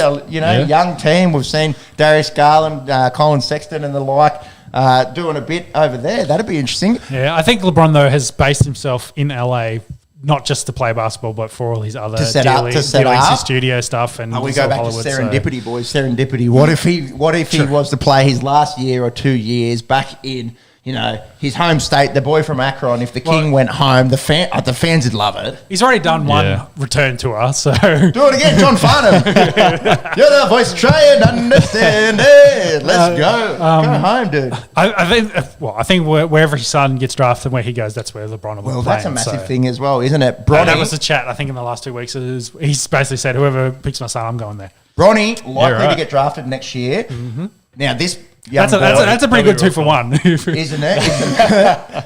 This young boy, I really hope that the media, and look, I'm kidding myself. There's going to be an absolute storm around Bronny and his entrance into the NBA. By all reports, not quite as athletic as his old man, not as highly touted as LeBron. Obviously, LeBron coming into the NBA straight out of high school, college, don't need that. I'm good enough. Can you think of a situation where someone has come in, has the GOAT father and has come in as to succeed, to follow him? Take the crown. Nah, father, son, you see it a fair bit, in our kind of sports, down down but under. I don't think you've had one that's absolute GOAT, and then someone. There's a reason that big shoes to fill is a saying. Yes. There's a reason why that's a thing, because it's really fucking hard. Yeah. It's a lot of pressure. If your dad is one of the best to do it, arguably the best, it's how are you meant to live up to that hype? Even if you just come in and just be a run-of-the-mill NBA player, people are still going to shit on you. Yeah, exactly. And it's not fair. So I really hope that. Actually, no, he wasn't a GOAT. I was thinking of the Manning family. So the old man was pretty good, but he wasn't like, it's not like you're passing the torch. You're not Tom Brady, and then you're Tom Brady's kid. So. No, exactly. Yeah, and the only other ones I think currently, like the Schumachers, where the Mick can eventuate to what his father was able to. But again, that's big still in progress. And I can't think of anyone on the top of my head where their dad was at the pinnacle and then they've come through. Again, the Woods maybe. Charlie Woods. There's potential there, but no one's actually done it that I can think of off the top of my head. Very quick impromptu research. Kenny Griffin Jr. Baseball. Baseball, there you go. That's one that comes to mind. Sport. Yeah, you like to talk about it. Yeah, why didn't you come up with that? You know what it is, boys? Child stars. How many child stars that have all the limelight? Well, it's not good for your development. Because you got to remember, their dads were nobodies. Like Tom Brady, sixth round draft pick. Michael Schumacher was just a young kid that was actually really poor go-kart, came through and they picked him up and he was just elite. And that changes the hunger. Exactly. If you've grown up in a family that's worth close to $1 billion, exactly. You kind of think, you know what? I'm all about Taco Tuesday and just playing a bit of ball with Dad. I don't need it. The drive is that's right. It diminishes your drive. Diminishes your drive. I really hope that Bronny's got a good support team around him, because it will be, I guarantee, an absolute media frenzy, shit show, and they won't have any thought of the way that he's going mentally. It will just be, why aren't you your dad yet? Yada, yada, yada, et cetera, et cetera, et cetera. Well, what I am excited to see... Get him to play with his dad, maybe. Getting them to play together. That's perfectly what he needs. In the NBA, I'm sure that's never happened. I'm trying to think of it happening even in our local... Well, not in our local spots. The Woods probably is they're playing together. Golf is different though. Yeah, in using the Schumacher conversation we had before, they didn't drive at the same time. No. You had already retired, but then the injury, of course. It's very hard to see. And again, someone that's still at the pinnacle of that sport, and then having their kid playing with them at the same time. Unprecedented. And anyone that likes to shit on LeBron James, at Stephen A. Smith, we're talking about him. Yeah. I think he's an absolute fucking flog. He might be a mop of the week one week, remind me. No, he's always a mop. So. He's a mop. He's an absolute mop. Yeah. This guy is 37 years old, and he's still top 5 players in the NBA. Yeah. If we're not going to go top 5, we have to go top 7. Do you know what I mean? There's an argument he's top 3. Gary Payton. Yeah. Again, you were kind of thinking, a goat passing the torch to the goat. Yeah, so someone that, like you just said, someone that was in the top 5 is the best at his position, and then his kid comes through and is the same. Like, and no hate against Gary Payton Jr., Gary Payton II, probably not, in that elite conversation, but very, very hard to do. It's pretty hard to be one of the best athletes on the planet. Yeah. You know? So it doesn't matter what genetics you have, what kind of upbringing you've got, it makes it difficult. So, yeah, like I said, hate to sound like a broken record. I just hope that Bronny has a good team around him, and his dad is able to mentor him, because the stardom and the centre stage and the media, he shouldn't have to worry can't be the most conducive to a teenager's upbringing. Another benefit of having LeBron with his son is, like, LeBron, he's the face. He can do all of that. Do all the media stuff. Won't have to worry about any of his management, because his dad would be doing all of it. So all he's got to worry about is basketball. So I can definitely see the benefits of why he'd do it for a year or two, get his kid to forget his feet in the professional game, and then say, see you later, kid. You've now learnt everything you need to know. That's it. Yeah, exactly. Young Padawan. Master of Padawan. Yeah. LeBron Kenobi. Yeah. That's it. I think that was worth a laugh. Yeah, it wasn't borderline anyways. No, it was good. I think the longevity of LeBron, like the fact that he's been able to stay in the game for so long, been so competitive, 20 years. has had a level head. Like, he hasn't really let the stardom get to him too much. Means that he will be a great mentor for LeBron. So it'll be interesting to see what happens. Just back on that Lakers Clippers rivalry. So Lakers, they've it's actually gone back and forth a lot of the time. So they played 231 games against each other. Lakers have won 150 odd games. Clippers / the Brave back in the day have won 80 of those games. Who the fuck the Brave? Yeah, that's it. The Clippers are actually on a 7-game win streak against the Lakers at the moment. Across a couple seasons. So last year, was that a sweep, or was it it would have been 1-3? Must have been 1-3. Back in 2015-16, the Clippers had an 11-game win streak. Really? Yeah. Look at that. Yeah, 15-16. So multiple times. Multiple times. This is good stuff out of you. I know I was bagging you before, but jeez, this is I've recovered. I've recovered. No misinformation. No Neil Young fucking getting his knickers in a knot. That's it. Last time that I guess the Lakers have really dominated the Clippers was back in early 2000s, where they went on a 16-game win streak against them. That's when the Clippers were the laughing stock of LA, and then I think that period where they had that win streak would have been Kawhi Clippers period, or not quite.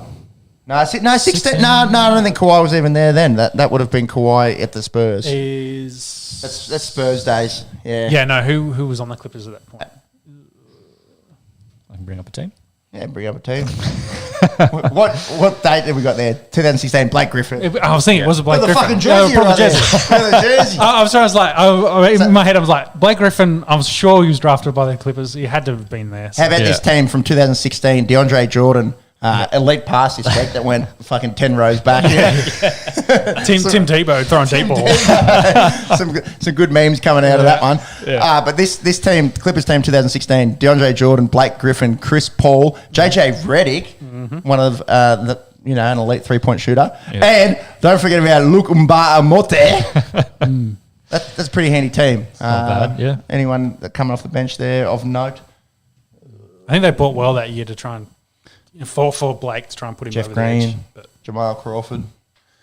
Yeah. So there you go. Don't have to go that far back for the Clippers sweeping the Lakers.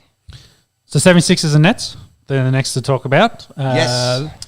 That trade. How did we score it last time? We'd scored it Nets. Long term? Nets, Nets was long term. Nets long term, 76ers now. Yes, that's how we scored it. Which I think we kind of sat on the fence. We were bitches. Like, let's be honest, we couldn't go one way or the other and go, this is who won the trade and this is who lost. Yeah. Obviously, there's more nuance to it. Yes, we went 76ers, chips in the basket, Los Angeles Rams. Let's win in the next 2 seasons, and the Nets are kind of looking towards the future a little bit. Yeah, which is kind of opposite to what they were thinking last year. Completely different, isn't it? Yeah, well, didn't work out. They've reset. Harden didn't want to be there. And how bad they really stink when KD's not playing, and obviously no Harden there. Yeah. 2.5 men, Kyrie Irving. They changed the New York laws actually this week regarding vaccination status. Yeah, right. However, I don't know all the ins and outs of New York state law. Kyrie's still not allowed to play home games. Still not allowed to play. There was something that kind of changed around vaccination status, yada, yada, yada. My favourite topic. Across the leagues, they are changing the protocols, and we'll talk about that later. So it will be interesting if Kyrie can play home games coming towards the end of the year. But as it stands now, no bueno. It's still only 2.5 men. Charlie Sheen, shout out. It's 1.5 because Ben Simmons has 1.5. Ben Simmons. When do they play each other? 11th? Can you look up 76ers and Nets? They play each other. I think it's the 11th. I think it's this week. So will Ben Simmons play in this game?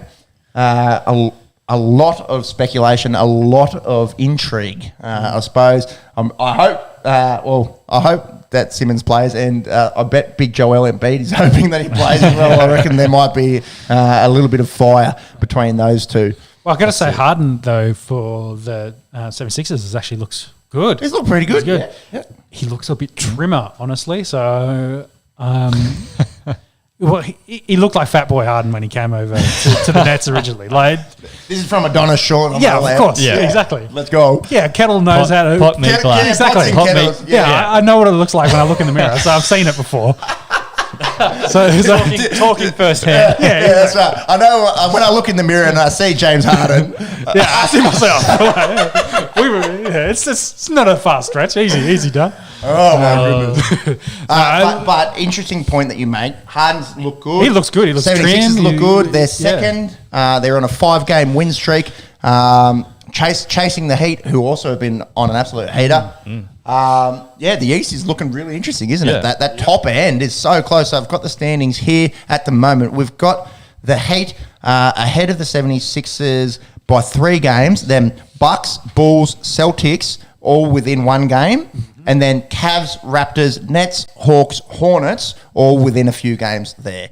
So the East, I suppose, unlike the West, and unusual to be talking about the East being the stronger or more well-rounded conference in basketball, that bottom end is looking really, really tight. Whereas in the West, it really drops off. We've got the Clippers who are above 500, and then the Lakers are 7 games behind them in 9th. Yeah. Pelicans, Trailblazers, etc. You don't see them doing much damage. And the Suns are well clear at the top. Oh, yeah. Give them the $10,000 now. Man gets hit by a football. Doink. Ja Morant, boys. Do you think he can get the MVP?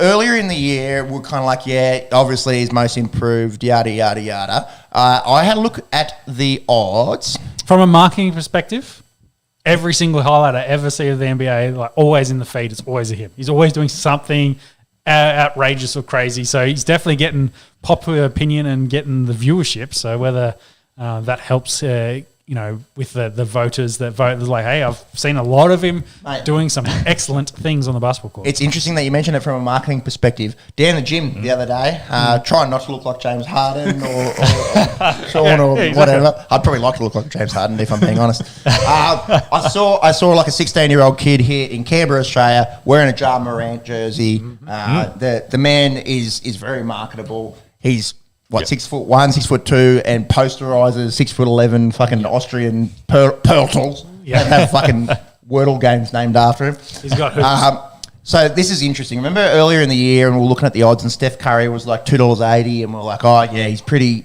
short. And then he went through the form slump. Ja is at $12. Steph is at $15. The only 4 ahead of him, DeMar DeRozan, and there's a good chance that DeMar could get it at $10. And then probably your big 3 in Giannis, Joker, and Joel Embiid currently at $2.10. I think Embiid's the big favourite. Well, what about the rise of the big men? Big men. The Joker getting it last year. Well, big men, they can do everything. Well, that's right. And we spoke about Joker last year when he won at first centre, true centre, to win the MVP since Shaq. So 20 years, and we might have back-to-back years. With the 2 favourites being centres, and then the 3rd favourite in Giannis being a power forward. The rise of the big man in an era of NBA where perimeter shooting has become really a big part. Go-to, it's interesting to see the big men getting at it. Monks, anything to go off there? DeMar DeRozan leads the league in total points. Yep, follow closely. Jar is 9th. Trey Young, no one talking about him. No one talking about him. I suppose, you have to kind of consider game by game, possibly more than totals. But where have we got Jar? Seventh in points per game. Yeah, I think that's probably the one thing that's hurting him a little bit at the moment. Probably a little bit more on the offensive side of the ball, a little bit more active, nothing real defensive, obviously. Yeah, 15th in assists per game. So when you look at the numbers like that, possibly you start thinking, oh, okay, well, maybe it is just a smoky, maybe it is just an outside. But when you watch the tape and the shit that he's doing at the size that he is, and the fact that the Grizzlies are coming third, and if Ja Morant is not on that team, and when we talk about value and what does it mean, is it value to your team? If Ja Morant is not on the Memphis Grizzlies, they're not coming third right now. I'll tell you that right now. That we might be talking about them and the Lakers fighting for that play-in position. I suppose that's it. Like for all the highlight reels, for all the talk in the publicity, for all the things he's doing, and for the Grizzlies, just because the stats don't really show it, doesn't mean that he can't be up there. Yeah. And obviously the odds will reflect that as well. So he's definitely bringing something to the team, something to NBA that people want. That's outside just putting numbers up. He's getting people to tune in. That's a big thing. He's putting Memphis on the fucking map. Yeah. Sure is. Titans are based out of Nashville, aren't they? In the NFL, pretty sure. Yep. So they're the only Big Four sports team based out of Memphis. Okay. So one little bit of tidbit, I guess, there. The people of Tennessee. They've got a legitimate superstar. Look, I tend to agree. It's probably just a smoky for MVP for mine. I don't think, I don't think if I was a betting man, and I am, I don't think he wins the MVP this year. But I think now we need to start talking about him legitimately being in the conversation. Yep. Whereas earlier in the year, it was like, most improved player. How good's Ja Morant? Lovely to see him kind of, developing the way he is. I think it's now. I reckon we had the exact same conversation about Luka last year. Yeah, I think we do. I reckon we had a similar conversation with Luka. And again, should have Luka been the MVP last year? No, he shouldn't have been. Like, I think I'm happy that Joker got it. Mm-hmm. Was Luka? Did he have a meteoric rise last year in the NBA? Is he a top 10 player in the NBA? Yeah, probably. Yeah. So, I like the parallels there. Yeah. I like the parallels. Yeah, not everyone in the top 10 can be an MVP. That's right. There's one of them for a reason. That's it. Is he really, really, really, really, really, really good at basketball and one of the best players in the world? Yes. Is he the MVP? Probably not. Will I laugh at you if you think he's the MVP, if he should be in the conversation? No. I can hear the argument. I can see. Yeah, agree. And probably one last thing on basketball. So Ben Simmons, I can't remember if we talked about it, but no time frame on when he does return. Mm-hmm. The Nets are playing the 76ers on the 10th of March. 10th, that is what, Wednesday? Thursday? Sometime next week. It'll be different from it'll be different in America than what it is here. 10th of March, our time is Thursday. Don't know what it is over there in yardsticks and it's Fahrenheits and the rest of it. Yeah, we're a day ahead, so it's Friday. It's Friday for us. So it's their Thursday, but it'll be Friday for us. A day ahead in time and a day ahead on the Wordle leaderboard. Let's go, Australia. Let's go over to our other favourite round ball sport and a pretty crazy week in English soccer. That will be the focus, I suppose, for today's episode. A few weeks ago, we were talking about Man City. They've got it wrapped up. Can you get the ladder at some point? End of the league now, and they dropped a game last week. Liverpool's been pretty good. They're 3 points behind City, so we'll get to the league in just a second. The League Cup happened last weekend, and it was one of the most insane finishes to a soccer game I have ever seen. Liverpool and Chelsea. So Mendy had a great game in the goals for Chelsea. Made a few key saves. I think there was 4 disallowed goals in this one, offsides and VARs and the rest of it. 120 minutes of play, and Chelsea say, Mendy, thanks for your services. Let's get Kepa in. I'm not even going to try on Kepa's surname. It's a long Spanish surname. Everyone calls him Kepa anyway. He's meant to be the shootout specialist, if you will. Poor bloke. You know, I don't like shitting on elite athletes. Obviously, you know, we are three nuffies sitting in a basement at the moment. But the poor bloke, he got brought in as a shootout specialist. He let 11 of 11 through, including one where he lined up on the right, and who was taking it? He gave them the whole left-hand side of the goal, and they said, "No, fuck you, I'm putting it top right," and still got past him. And then the poor bloke, he goes out to take.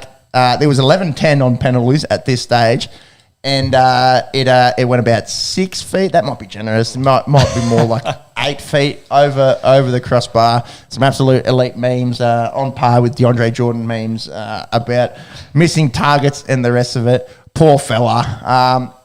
Soccer it's a weird sport. Football, League Cup. You bloody Aussie, you idiot. Yeah. Beat us 4-0 in the Ashes, isn't it? Football's a weird sport in that you can have a 0-all game.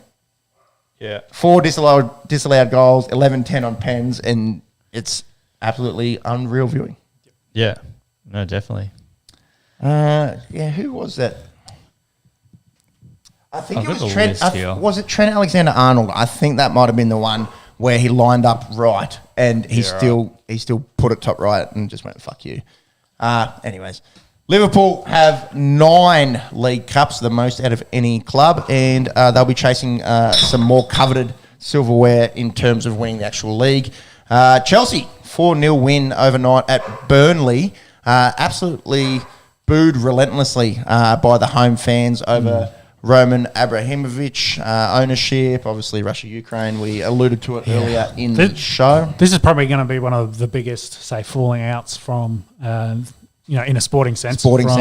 Yes. From that whole sanctions. Being essentially forced to sell your club that you're owning. I don't really feel sorry for the bloke, to be honest. He's a billionaire with fuckloads of money. The sale price for Chelsea is $3 billion. Sale or asking? I'm not sure. Let's say it hasn't sold. So let's say it's asking. Asking They're price. asking that, and then we'll see. They probably might even get over that, depending on who bids for it. Some chat about Conor McGregor wanting to buy Chelsea, but does Conor McGregor have $3 billion? Oh well, he sold his whiskey for a lot bill, of whiskey. I think. So he made about $1 billion in his whiskey. So he'd be a major. He might be part of it. Yeah, exactly. So he might get a few other big English Chelsea fans that have got good money together, and could put something together. Who knows? Got to shell up my fucking whiskey, don't you? Accent chat, yeah. Anyways, so $3 billion is the asking price. Apparently, Roman has already sold is in the process of selling £200 million worth of London property.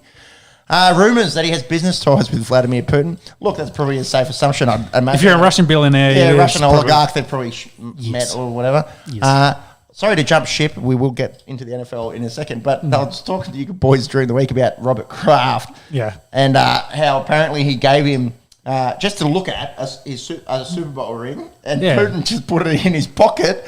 And he's like, and Kraft was like, "Can I get that back?" And then he's like, "What ring?" Yeah, and he got staunched by the Russian bodyguards. Yeah. And Robert Kraft goes, "Oh well, I've got fucking 5 other ones that I'm not going to get shot over it." And apparently Putin has it or something. It's on display in the Kremlin. Well known story about Putin stealing Kraft's ring. There you go.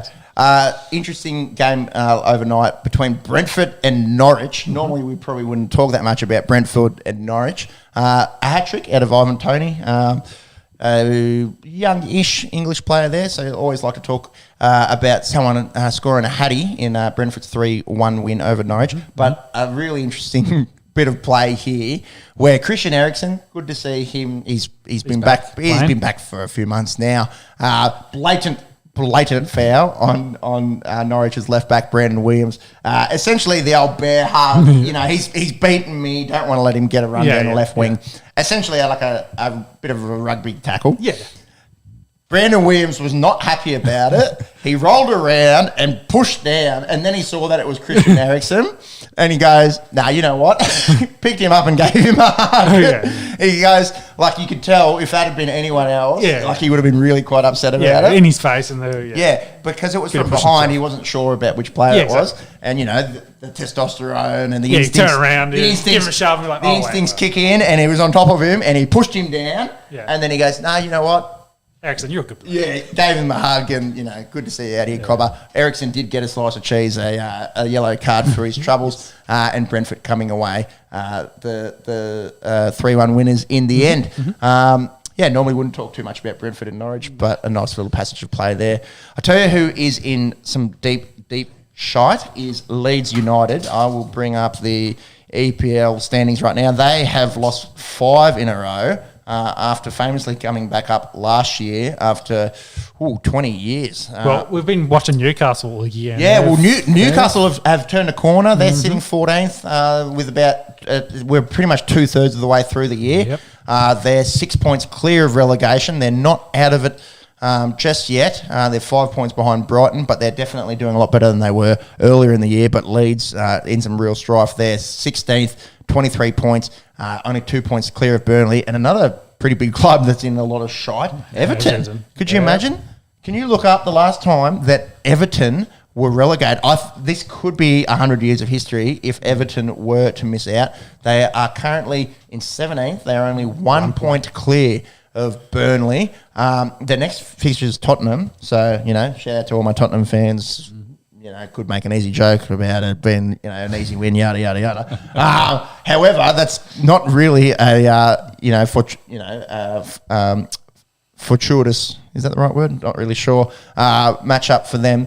And then going forward, who does Everton have? You just chase up that. Watford, so, should be okay there. West Ham, that's no easy game. Manchester United, again, my Tottenham fans could say, oh, yeah, easy win there, yeah. So the next month for Everton is it's going to be pretty hard. That's 3 of their next 4 games against pretty handy teams. Well, before let's talk about the top 5 or 6. Because that race for 4th. Yeah, well, I think we talked about Liverpool have kind of worked their way into that conversation, so it'll probably be a battle for them and City to finish it off, which is good. Which is what we want to see. 27 games played. 3 points in it. Yeah. A month ago, we were saying City's got this wrapped up. We've also spoken about, as a Manchester United fan, who do you want to win more out of these two? If they could, both. A draw. Yeah. It's right. Yeah, and then be relegated. I don't know. To be honest, and this goes against probably any kind of, United tradition, but to be honest, also down under a little bit of not bandwagoner. I have gone... gone for him for a long time, but definitely not in my top 2 or top 3 most supported teams. No. I probably would prefer Liverpool. Yeah. I probably would prefer Liverpool. If I was going to back any of these clubs, it'd be Liverpool's one of the ones that have folded a little bit. So look at the goal differences there for City and Liverpool, plus 51 for the Reds and plus 47 for the Sky Blues. Unreal scenes there. So you got Chelsea in 3rd, kind of in no man's land. Yeah, absolutely. Probably got it 3rd sewn up. Yeah, you'd think so. But too far away to challenge the other 2. So 4th is, the competition for the last Champions League spot. United there in 4th currently with, a game in hand and 2 points in front of Hammers. But then drop down to Arsenal. That's the big concern. If you're a Hammers fan, you're concerned about Arsenal having, 4 games in hand? 4 games on... And equal points. 4 games on West Ham and 3 games on Man U. So Gunners fans out there... After a really slow start. Yeah. So whether they'll go back into that form slump or they've lost... They're 3 from their last 4. The Gunners. That's not too bad. So they don't draw many games there either. 3 draws on the year. What did you find on Everton? It would be a long time since they have not been in the top flight of football. Yeah, so they've been relegated twice. The first time was back in 1927-28. Yep. And the second I remember it well. Second time was 1950-51. Okay, so that does a little bit of surprise there, but still 70 years. Yep. So all the Toffees fans out there will be praying and hoping that they can stay out of that bottom 3 relegation zone. Let's just finish up on 4, 5, and 6. What order do you think they'll finish in? Well, you got to give it to Arsenal having the upper hand at the moment with those 3 games in hand on United and four games on West Ham. That's my concern. I think I could see it being Arsenal 4, United 5, and then the Hammers missing out on everything. Yeah. Finishing in 6. What about everyone that isn't a United or Arsenal or Spurs fan just getting on the West Ham? Get on the Hammers. They went so close last year. Yeah. Again, I think they finished 5th last year. They did lose overnight to Liverpool.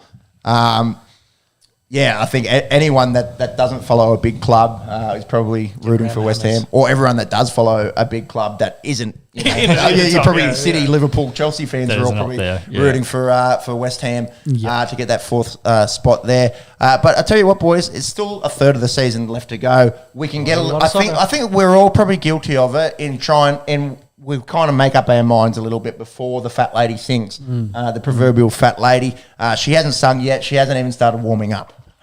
So we've got some time left there in the EPL. Yes, it is a 2-horse race for the league itself, but that race for 4th is wide open. Yeah, big time. That's it for soccer? Mm-hmm. NFL, baby. Let's go into one of the wildest combines that we've seen in quite some time. We'll start with the combine and then go to the XFL chat. We can just cover the XFL chat quickly because the only interesting thing was the partnership. So what I thought was interesting, everyone kind of forgot about it, was Dwayne "The Rock" Johnson is the major owner of the XFL and of course did the intro for the Super Bowl. And then a couple of days later the announcement came out about this partnership with the NFL, XFL, essentially going to use the XFL as a testing ground. Okay. So, as in, they have a lot of fringe NFL talent getting drafted to play in it. Yeah. But essentially, any rule changes they want to try, anything like that, they've now got a testing ground because they didn't have no NFL Europe and they haven't really got any other areas. I like it. So they're going to use that to try out new things, new rule changes, see how it works. At Peter Volandis, if you want to do rule changes, especially every fucking week, maybe do it in like maybe in trial games or like that. You've got the Queensland New South Wales Cup. Exactly. Maybe do it there, not on Magic Round. I'm going to Magic Round this year, boys. Punters Club. Nice. So looking forward to that. The Rock, hey, is he the sole owner of the XFL? I'm not so sure, but he's major. Yeah, he's a big part of it, and part of that, of course, is the marketing and the media hype for it. So, I suppose it meant to run between February and April, but I haven't seen anything in any of the games kicked off. I did see the draft for it happen in mid-February, where they picked a whole bunch of guys, and a lot of, like I said, fringe talent got picked up. Like for me, Ballsby, is that how you say his name? Corner for Denver. He played a couple of years for Denver as he got picked up. There's a few quarterbacks floating around. The one I'm thinking of escapes me. Is that guy's name actually Ballsby? Because that's good if it is. I fucked it up, but anyway, it doesn't matter. Who's the Dave Chappelle character? Clayton Bigsby. Bigsby. So interesting to see what they do with that and how that kind of league, which I think is meant to be kicking off, James, if you can find out when games are actually getting played for the XFL. And it'd be interesting if they use it like a NBA D League, development, It should be because they saw, was it XFL last year before it got canned because of COVID, and whatever the league was that they were running the year before that they had guys that played really well, got picked up by clubs like the Panthers quarterback Walker, PJ Walker. Oh yeah, PJ Walker. Yep. He played excellent in that pre-game, and then the Panthers were like, we'll give him a contract. So it's helping those guys actually get game time where they can't come after college and they can't get starts anywhere. Put good film together, get some game time, and getting picked up elsewhere. See if it happens. Has it kicked off, the XFL? Still chasing it up. Still chasing it up. We'll run it into the start of the combine whilst you get on top of that. What's happened with this player boycott? Yeah, so originally they were going to boycott the bubbles because the NFL wanted to do a bubble protocol. You come in, you can't go out, you can't do anything, etc. COVID rules and protocols. Players basically said, fuck that, we're not coming if that's the case. So the NFL kind of backtracked on it. And then also during the week, they they've canned all COVID protocols for the NFL. So NFL's back to normal for this season. Yeah, right. Pandemic over, according to the NFL. Correct. Interesting. So it'd be interesting to see. I shan't comment. It should be interesting to see how that all plays out. But overall, on the combine, it's been pretty interesting with a lot of history being made. O-line and RBs were yesterday, so we must have defence kicking off today, probably with the big boys. Didn't we have? There was 10 guys that run sub 5 for O-line. I think I saw it. Yeah. Yes, it was 12. 12 yeah, was there you it? go. There's some times there. Thank you. Yeah. So fastest 488 for Dare Rosenthal. 12 guys under 5 seconds there. That is unbelievable. Yeah. Well, we had 14 wide receivers under 4.4. No, it was eight there. And there was heaps under in around that 4.4 mark as well. So we've had the fastest wide receiver group of all time, fastest O-line class of all time in history of the combine. So 03 was the last time. So this is beating 03's class. That's so weird, isn't it? That you got to go back nearly 20 years. Because in my mind, I'm like, yeah, it makes sense. You know, sports science, elite training programs, you should kind of 20 years, see a linear kind of progression. Which is interesting because there's been a lot of changes. And I just finish up the RBs also continuing following suit. I think they had 5 run under 4.4 as well for one of the fastest RB classes. So fast for a running back. Yeah, and some big boys in there as well, like guys, 220, 6'1", etc. What's interesting though was on the wide receivers, only 2 ran under sub 7 second 3 cone. So the straight line speed is improving, but the agility is a bit stagnant. So for example, I think it was 2017 they had 23 run under sub 7. 2019 I think was like 17. 2020 was like 4, and then we've got even less again. So a big push to straight line speed, and exactly. Maybe the agility side of things lacking. So it's very, because I think that's what they've, again, going back to your sports science. What are these guys all trained? What's the big thing they focus on? 40. It's the 40. So then they're kind of leaving the 3 cone alone. It's interesting, isn't 3 cone is big for agility. It's more functional, to be honest. How many times in the NFL do you run 40 yards without getting tackled? Maybe 3 or 4 times a game if you run a deep route. Deep route, or you break something and you're in the open field. Exactly. How many times do you have to be elusive and, for a wide receiver running routes. Every route. Every fucking route. So it is interesting. But it's it's about the marketing, the sexy 40 time, he ran something. Everyone loves the 40. No one talks about, oh yeah, man, his 3 cone was, 6'6". Like it's the benchmark. It's like bench press, 40 yard. Vertical. It's a sexy drill, if you will. Exactly. And, it doesn't necessarily convert to being an excellent wide receiver. Jerry Rice, the GOAT of wide receiver, 4.71. We're talking about Anquan Boulder. Did the exact same time. And going the other way, and again, not to shit on guys, but you look at your John Rosses or Tavon Austin or guys like that ran these really super quick 40s that didn't really translate into success in the NFL. There's a difference between track speed and football speed. And there's also, in my mind, what really is a tenth of a second or 2/10 of a second, if you want to go from 4.2 to 4.4, in all the other things that you have to do, your size, your jump, your route running, and the guys running that could be top end speed as well, like acceleration, your aloofness. Fuck that. I was really struggling with what word you're saying. Elusiveness. Elusiveness, yes, correct. Is more important. Separation, that's what you're trying to get in the wide receiver. So being fast and straight lines maybe helps you as a deep threat, but outside of that, that's one route. On the route tree, there's shitloads more on that tree to be able to be a top tier wide receiver. You know what would be a little bit of interesting reading for us? If we, and it'd be too hard to do live, if we go through, our top 20 favourite wide receivers, in terms of what they've accomplished in the NFL and look at their 40 times, I don't think you'll see a massive correlation between their 40 times and their success in the NFL. I reckon there's, Rice being the poster boy for a guy that wasn't super fast, but there'll be a lot of guys that ran 4.5s and 4s. Here's a good comparison that I saw during the week. Julio Jones, famously killed Combine, and then you put his stats up against Antonio Brown's. Like, It was a sixth round pick. yeah, sixth round pick. They have almost identical stats. I think Brown had like 1,000 less receiving yards, but he had like 40 more touchdowns than Julio, and they had very similar receptions. Like And if we want to go away from wide receivers, there's a guy called fucking Tom Brady who didn't do too good at the draft either. So again, there's heaps of guys in the hall, like Terrell Davis, sixth round pick as well. Yeah, exactly.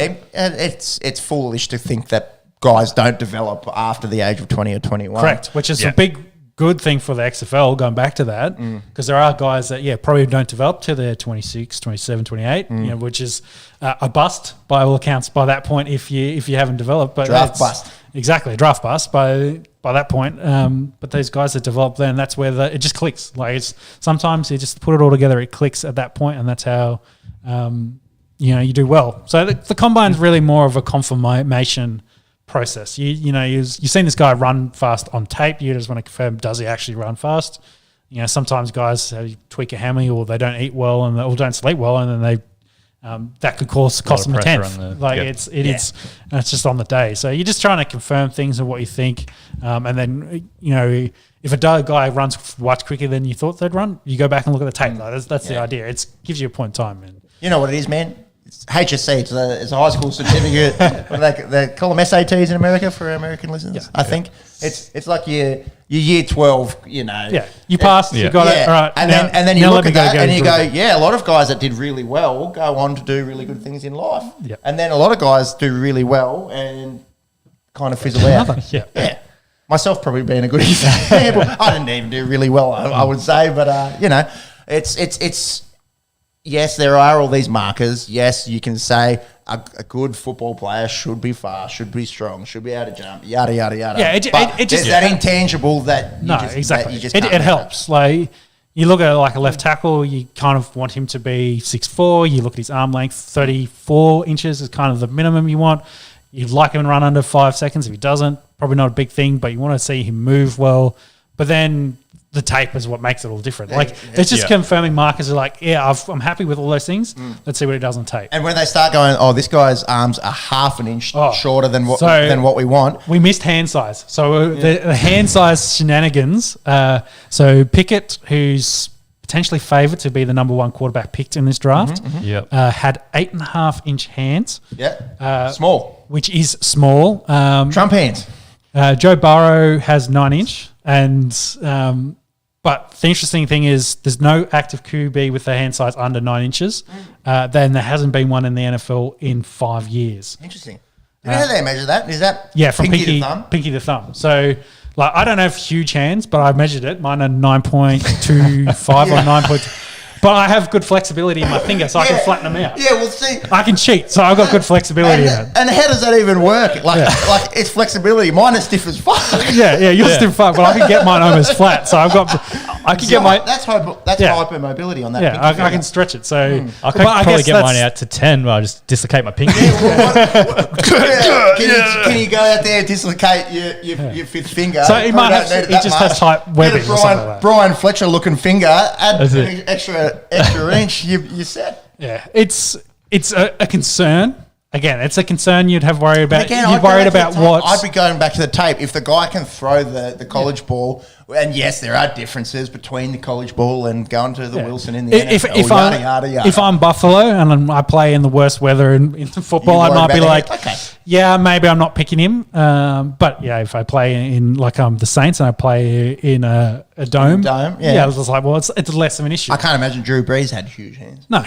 Oh, I think he surprisingly had bigger hands for his size. Okay, yeah, so it's. And again, we talk about games of inches, and the fact that your career can be shat on for half an inch on your hand size. Unbelievable. Who you got here for us, monks? Who's got the biggest fucking mitts in NFL history?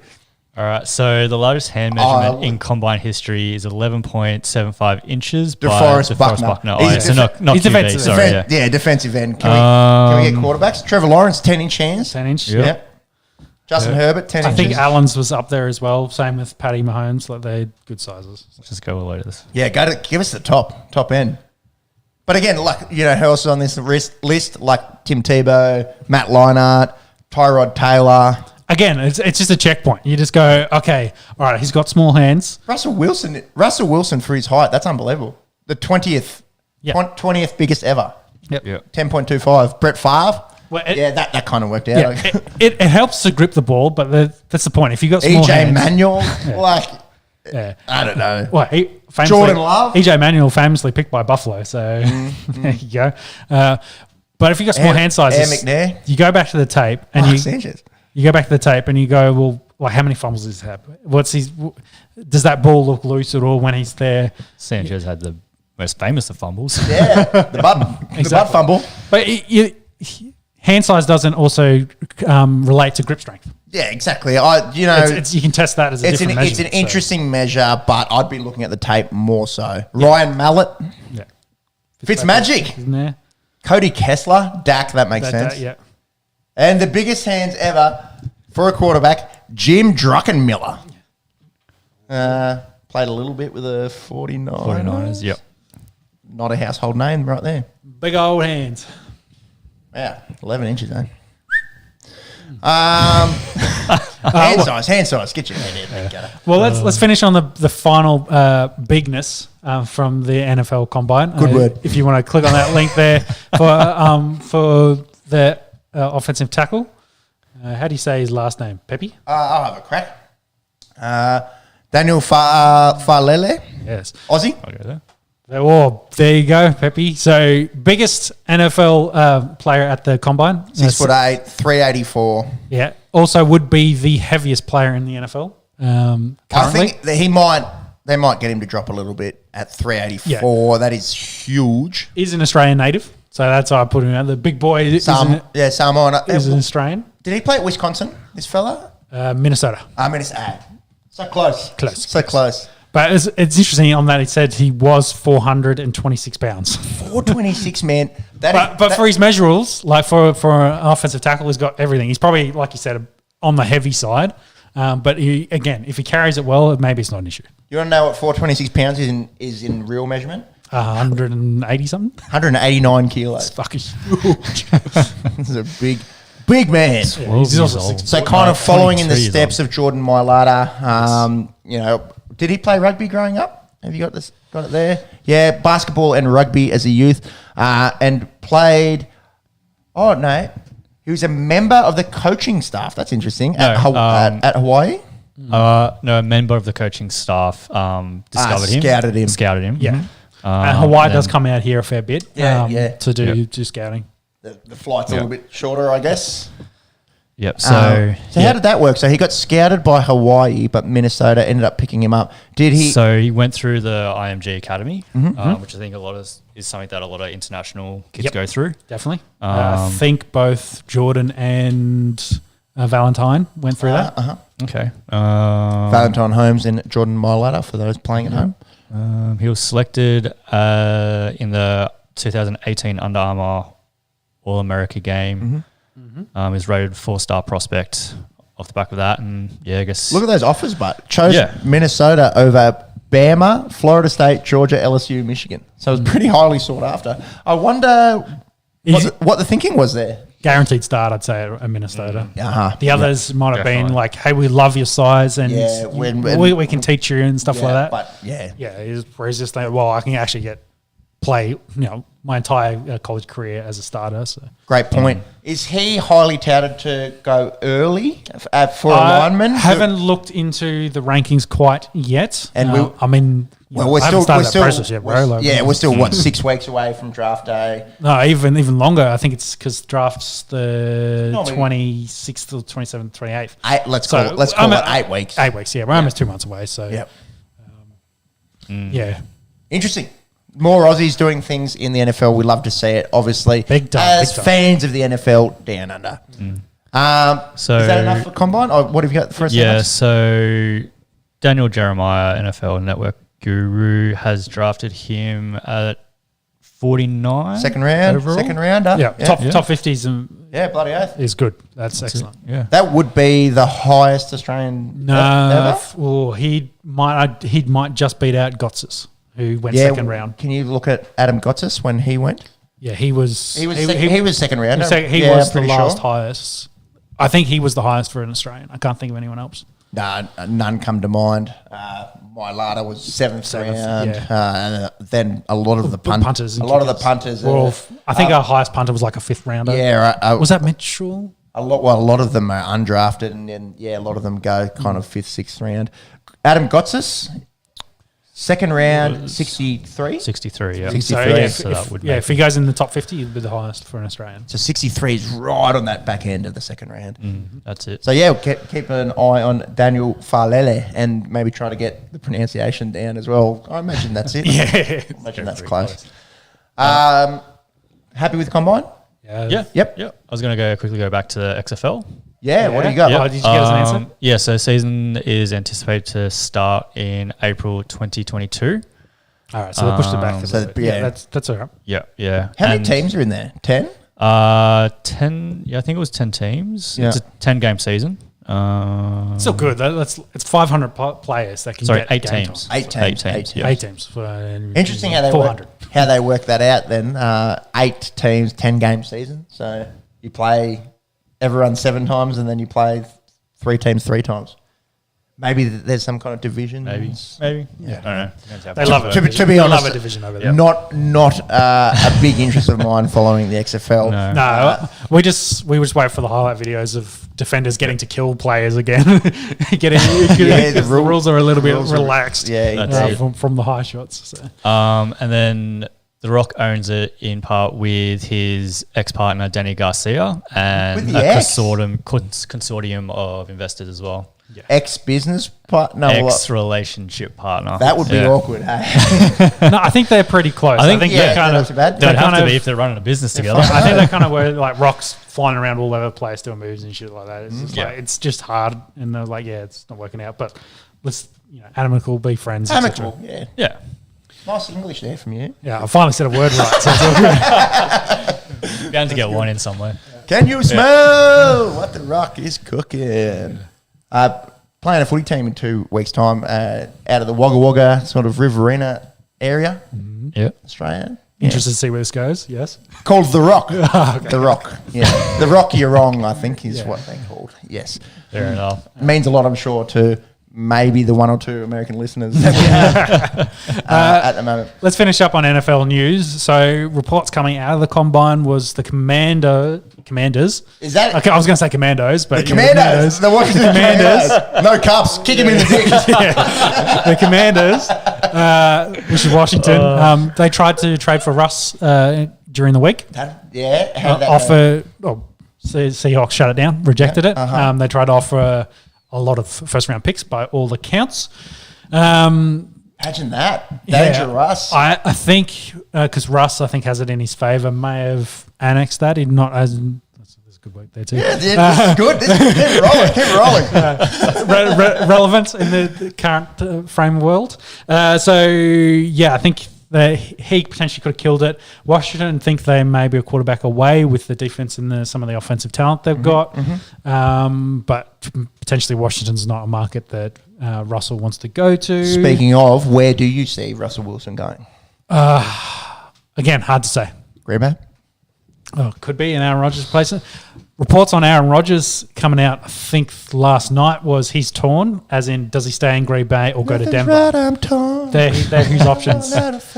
So because Denver's got a lot of the Green Bay staff over there now, so it's like, do I stay in Green Bay or do I change it up and go to Denver? And whether with everything that happened in his personal life in the last couple of weeks, does he want to change the stuff? So it's at the moment, it's either he stays or he goes to Denver. I don't think there's any other options currently for him. I'm crossing my fingers. I'm crossing my toes. I'm crossing my pubes. I hope that. So to go back to your that he stays. Yeah, your Russ comparison, like Denver, I think, is on that conversation. Denver's they're keen on quarterbacks. They're talking to everyone. So you think, as a Denver Broncos fan, it's likely that either Rodgers or Wilson plays for them this year? Yeah, or maybe we'll go back to the Watsons. He's Watson, still floating around. They're the 3. If they miss out on those, I think they may skip on quarterbacks in this draft. Maybe Willis, who's kind of firming as potentially skipping over Pickett with Pickett as the first day. And picking him 9 is probably a good spot for him. Not a quarterback heavy Which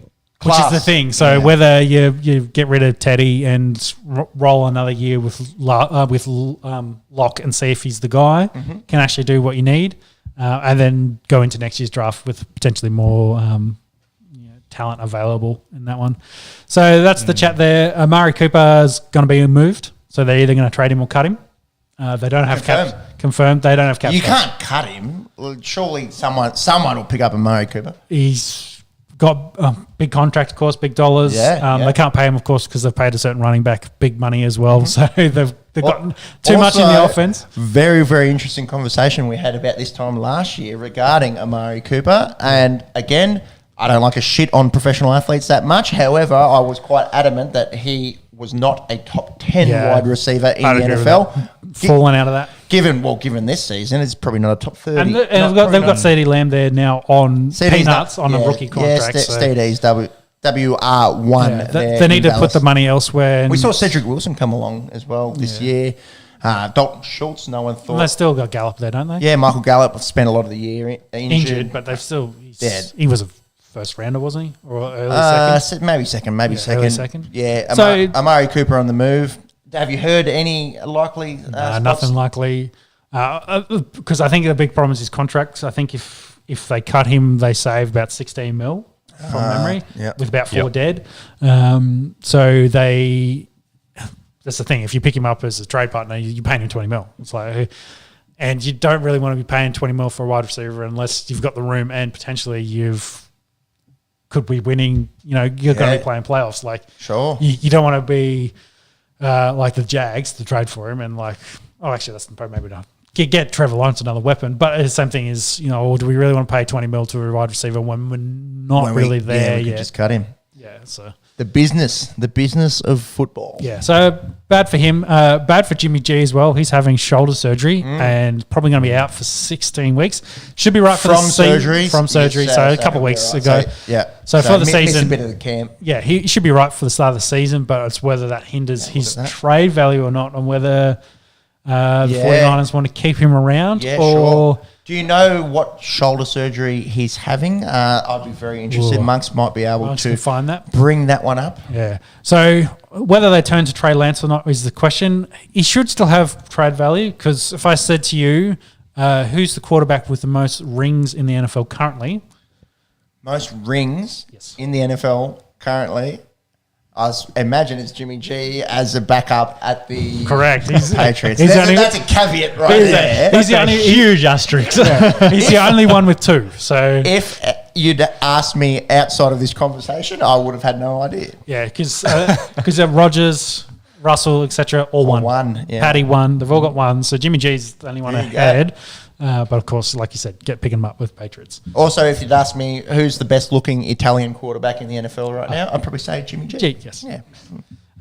So, did you get an answer there on the Soldiers? As an Italian Australian, you got to get around a guy with 2 P's and 2 L's in their surname. 1 L, I think. They generally don't go too deep in the medical kind of stuff. Hey.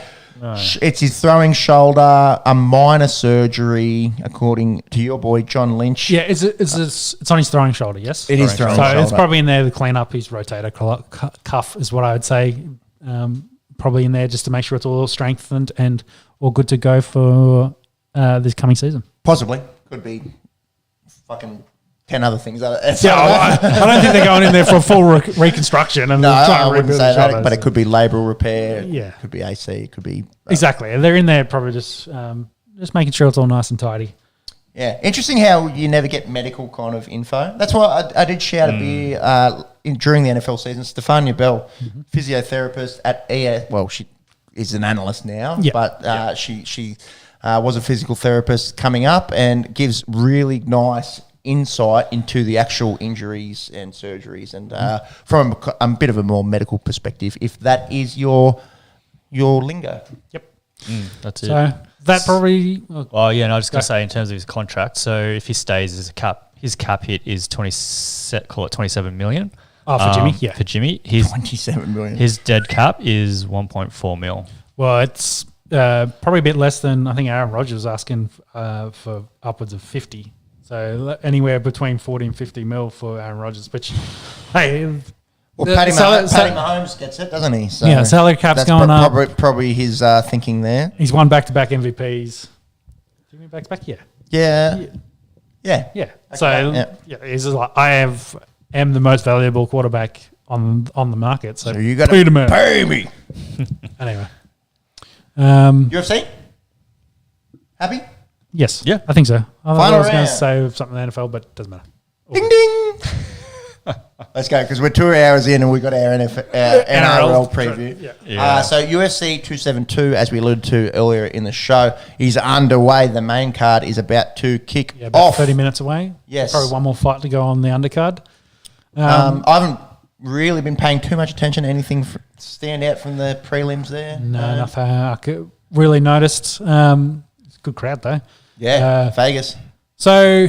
Oh, Aussie. Yeah. Jamie Malaki about to fight. Let's go. That's interesting. This is a really good card, by the way. Just to cover off some quick stories. So Bobby Green, after he's back up, he did lose to Islam, got towelled up. Going to try sooner? Nope. I think Makachev. I'll try Makachev. Who I think they're going to try and rebook him for... Because I think RDA on this card wanted him to come and fight him in a catch weight at the 165. Rafael dos Anjos, that is. Yes, because he lost his opponent for this card, but then he backed out of that. So I think they're going back to the Darius fight for him.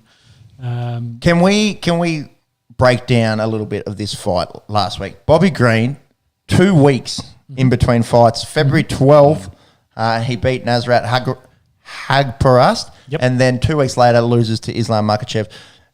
Unbelievable from Bobby Green. We spoke about how quick he was at UFC 271. His boxing is elite.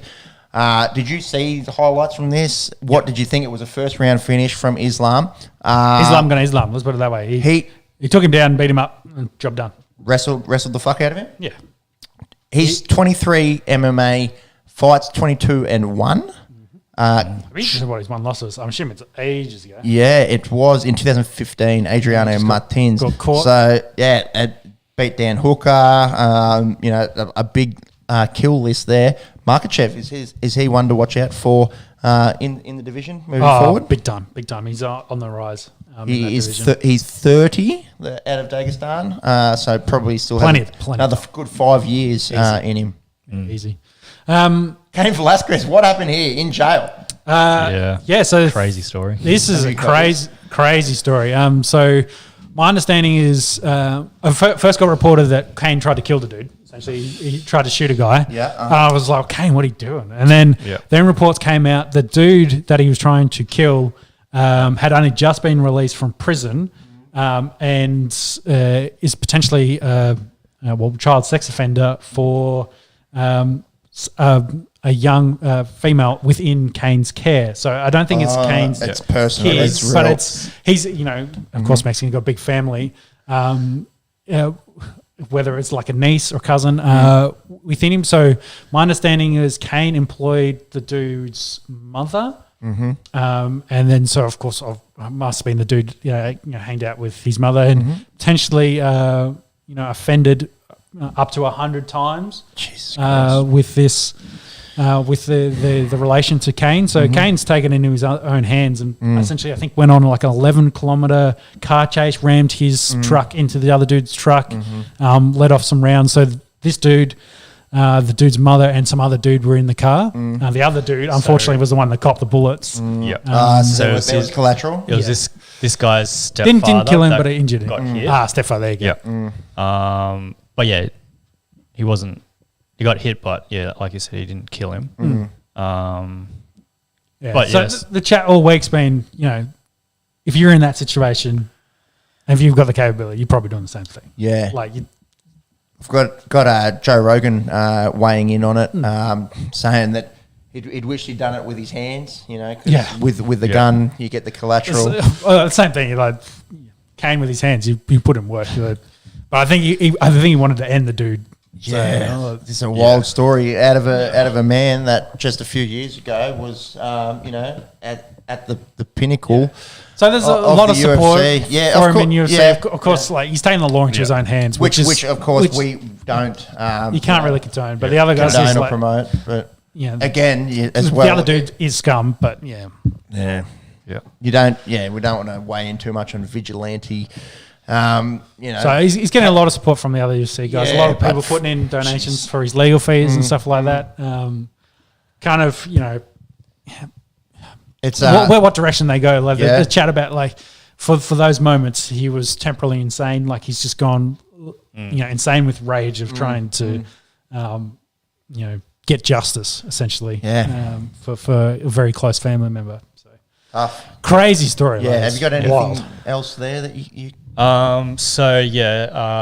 Velasquez is up. Faced 20 years. 20 years. Attempted murder. So. On across 10 different charges. So if I read out the charges, they've got one being attempted murder, another shooting at an occupied motor vehicle or aircraft. Heaps of weapons. Or aircraft goes that's the law. So heaps of weapon charges and things like that. That's an old GTA one, isn't it? Shooting at the helicopter. Exactly. There's 3 counts of assault with a firearm, so I'm assuming that's because there were 3 people in the vehicle. 3 counts of assault with deadly weapon, willfully discharging a firearm from a vehicle and carrying a loaded firearm with intent to commit a felony.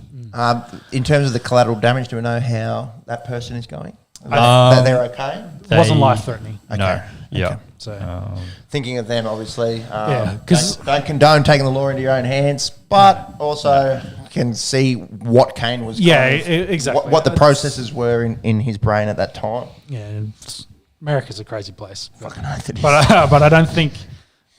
I think he's got to do jail time. They can't set the precedent where he doesn't. Yeah, exactly. Otherwise, you'll have more people trying to take things in the hand. But anyways, of course, don't condone that. That other dude won't last very long, I'd say. No. And as well, we like to talk about sport. We do occasionally brush on a little bit of politics and law and things that we are less qualified to talk about than the unqualified yarn that we spin about sport. Major sports stars do like to play up, so but again, horrible situation for everyone involved. So finish up on the news before we cover the pay-per-view. The more talk about Francis trying to fight Fury. This could happen. It's getting closer and closer to happening. On that. Dana, of course, doesn't want it to happen. He thinks Francis is going to get killed. But then Usman came out this week and said, "Yeah, I want Canelo." So now these are two different kettles of fish. I think. Of course, Tyson Fury, love him, the Gypsy King, the baddest man on the planet at present. You look at how big Francis is. Tyson is still 5 inches taller and is a professional boxer. Yes. Although, it's still technically the same weight division. So I kind of have more faith in Francis than if Usman was to fight Canelo. Thoughts? I think Usman would be much bigger than Canelo. I think would be the difference. They'd have to work out something. They'd be the same weight, but I think size-wise, Usman is still going to be bigger than Canelo. But again, Canelo is the best boxer in the world, so he's going to kill him. There's no doubt in that. No. Is this going to be the world that we live in post Mayweather McGregor, where these guys they go through the UFC, they clean out divisions? Well, you ban the YouTube boxers as well, like the whole lot. And they say, look. I love the UFC. Thanks, Dana, for giving me the opportunity. But you're paying me fuck all. But you're paying me fuck all, and you can't blame them for going to go get that purse. Yeah, and as well, nothing's expected of them either. So if they do go and get fucking touched up and it's done in one round, you're kind of like, oh well. Yeah, that's what we expected. But kind of like I made 10 mil in the process. Well, in the Conor Mayweather fight, where you're like, obviously Mayweather wins that fight. But you're kind of like, damn, Conor, that was a good showing. You made 10 rounds. It's not too bad. Yeah, well done. He worked you in the end, but he got there. But hey, Conor made, 100 million off that fight, wasn't it? More. Yeah, potentially. Potentially 100 million after all the pay-per-view buys. So, that's more than he would have earned in his entire UFC career up to that point. Easy. Easy. And the rest. So there's 2 things I think that need to come out of this. One, can't blame these guys. For Well, they've both also solidified themselves as the best in the division. Clearly, they're miles ahead. Multiple title defences. So it's time to let's cash in. Usman has 4 title defences? 2 against Kobe, 1 against Masvidal, 1 against Burns. 4? At least. Yeah, maybe there's and another one. Ngannou has 2. Yes. Has 2. So, yeah, nothing really to prove there, I don't think. The other thing that comes out of this is the UFC needs to pay their athletes more. Plain and simple. Yep. Plain and simple. Dana, I'm sure you're listening. Pay them. Pay them. You want to keep them in your sport, and we've spoken about it before on the Esky, in terms of a percentage as to what the organisation makes as a profit and what the athlete's cut is out of it. It does really, really poorly, even against leagues like the NFL and big money. The comparison's always going to be boxing.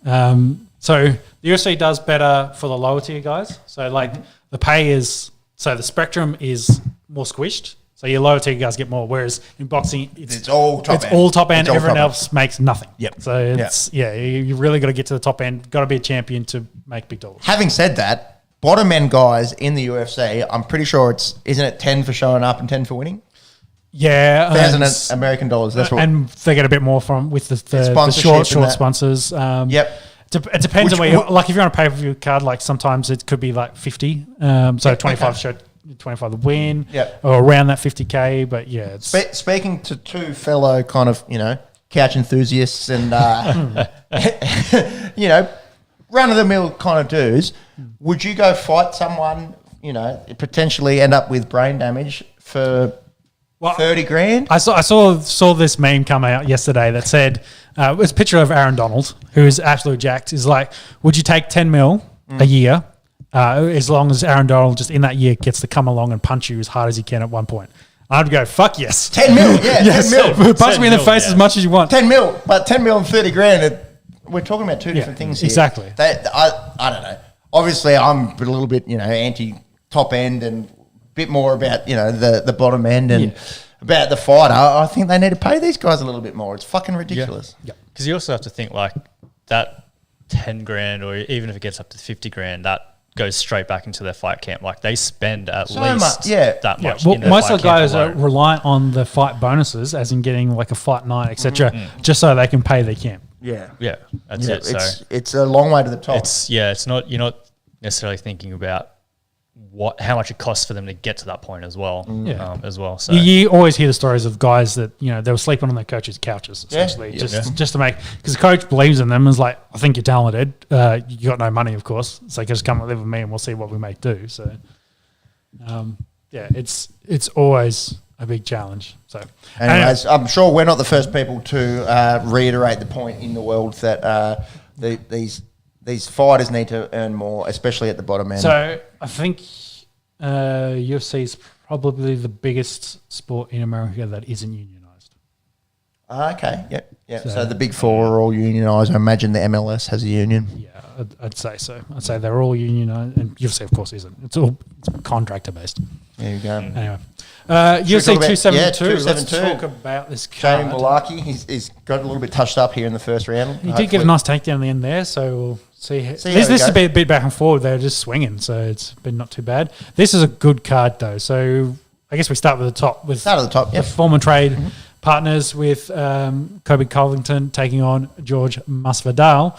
Do you think I like this? Yeah. Do you think there's legitimate hate between these two guys? We saw in the Colby Usman kind of stuff in the lead up. Colby's going to Colby. He's got his character. He's got his character. WWE, the MAGA hats and the whatnot, and the shitting on Kamaru Usman. Colby's always going to do that. But then we saw at the end of that 5-round fight him, embrace Usman, and the mic picking it up as Malaki gets finished.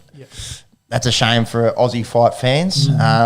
Anyways, moving forwards, we saw Colby embrace Usman and the mic picking it up. It's all for show.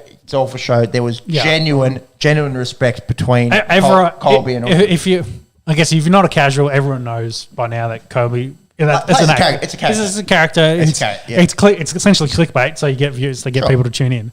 My question is for you. There's some nice right hands here to finish, Jamie Morlucky. Oh, poor fella. Is there legitimate, personal shit between these two former training partners? Maybe not from Kobe's angle, but I think Masvidal doesn't like him. I think maybe hates him. I agree. I'll buy into that. Yeah, I think it might become, the hate might come from more from the Masvidal camp, but I think that's fair. And I'm really interested to see what this kind of fight goes for. I'd prefer Masvidal to win. I'd back Masvidal. I'm the same. Yeah, I'm the same. But Kobe's an interesting dude. He wasn't bad in that 5 rounds against Usman. And Usman definitely in both fights. Both fights. I think Usman deserved the win, but Colby pushed him, and there's no doubt that he is the second best fighter in the middleweight division at the moment. He's got great cardio, great stand up. No one really wants to take him down because he's got a good wrestling background. I think these two will just stand and bang, and then it'll be whoever can weather the storm. And Masvidal, of course, coming off the massive knockout by Usman, whether that plays into a factor or not. But maybe Masvidal's powered too much for Colby. But you say that about anyone that comes across Masvidal. So I think it'll be good. I think it'll be a war, and let's see how far it gets. So rooting for Masvidal, but head says Covington. Is that the thoughts? I think it'd be very, very close, but I'll lean towards Masvidal. And then also biased heart-wise to Masvidal. Yeah, I'll agree. I'd probably prefer Masvidal to get the win. But Colby, I think from what we've seen in those showings against Usman, is favourite and should be favourite, if you don't mind. Yep. Oh, no, run us through that. I'll take up. I'll get those odds. All right. Yeah. Is it George or is it Jorge? Because they say, I'm pretty sure they say George. It depends probably what state you're in. So no. If you're in Miami, it's probably Jorge. No, well, it probably depends on what they prefer. Yeah, true. Possibly. I don't know. Trusty Reddit seems to be leaning more towards Jorge. Ariel Helwani has pronounced it Jorge. So probably leaning a little bit more to that. And sort of Spanish Latino tradition would suggest Jorge. His heritage. But I have heard the commentators and that say George, so maybe there's a preference. Maybe. Anyways, not sure. You got odds $1.25 Colby Covington, $3.85 Jorge Masvidal / George. Yeah, rank outsider really, considering what we've seen Masvidal be able to do. Yeah. You reckon he runs out with a flying knee like Ben Askren? Well, that's been the chat in the press conferences and the face-off and stuff like that. He's picking the knee up, giving a little tap, just saying it's coming. That's fucking scary, isn't it? To think that you can stand and bang and be an elite athlete and someone can run and do that to you in 5 seconds. I think Comer's smart enough though. He won't shoot. As long as you don't shoot and put your head low enough, you should be okay. I think Ben Askren did walk into that a little bit. Yeah. Nice to see Rogan back commentating. Yes, first time back in for new commentator group because it's Rogan, Bisman, and Anik. I don't think Rogan and Bisman had done a pay-per-view together. There you go. Big Markle best bang. Bit of accents. It's really bad. It's terrible. Rafael Dos Anjos and Renato Moicano. Yeah, so RDA gets a replacement. I don't know who his original book fighter is. First time back for RDA in a long time. This is a return fight for him. I think he's favourite, but he gets a young fella for this one on short notice. So Brazilian, I'd imagine. 278. From that name, Brazilian. Do we know much about him? I have seen a couple of his fights. He's an up and comer. He's been at when I say up and comer, he's been around for a while. He's won a couple. They're 32. Yeah, he's won a couple in UFC. Probably a big step up for him rankings wise to try and take on someone like RDA. RDA is a big name. 16-4-1. Oh, he fought fucking a few weeks ago as well. Who's that fella that got Alexander Hernandez in that rear naked choke? That kept trying for the takedown, didn't get it in the first round, got it in the second round, and then fought as Brazilians do and got his back. So, again, another fight on short notice. Yep. Interesting there. RDA, it's been a long time, I'll tell you. It has been last fight, November 14, 2020. So, we're looking at 16 months there. RDA comes in as favourite, $1.53. Renato Moicano, $2.46. Long layoff, a lot of rust coming over against a younger guy that's only fought a couple of weeks ago. So it'll be interesting to see. RDA 37. So we say younger. Yeah, he's a lot he's a lot younger than RDA, but definitely a legend. Two Brazilians going at it. That'll be interesting. I imagine the grappling and the jiu-jitsu in this fight will be of an elite standard. If it goes to that, it might be a non-factor. Could be. Edson Barbosa, Bryce Mitchell. Yes, the Barbosa with the leg kicks, been around for a hot minute, whereas Mitchell's definitely an up-and-comer. I think that's definitely fair there. Yeah, he, by all accounts, is looking excellent. So I wouldn't... Thug Nasty is what they call him. 27 years of age, out of Arkansas. So he won Ultimate Fighter did he? Yeah. last year. So... Okay. 14-0 mixed martial arts record. What's his... No real big names on there, and also hasn't fought since late 2020. Yeah. So maybe a bit of ring rust there.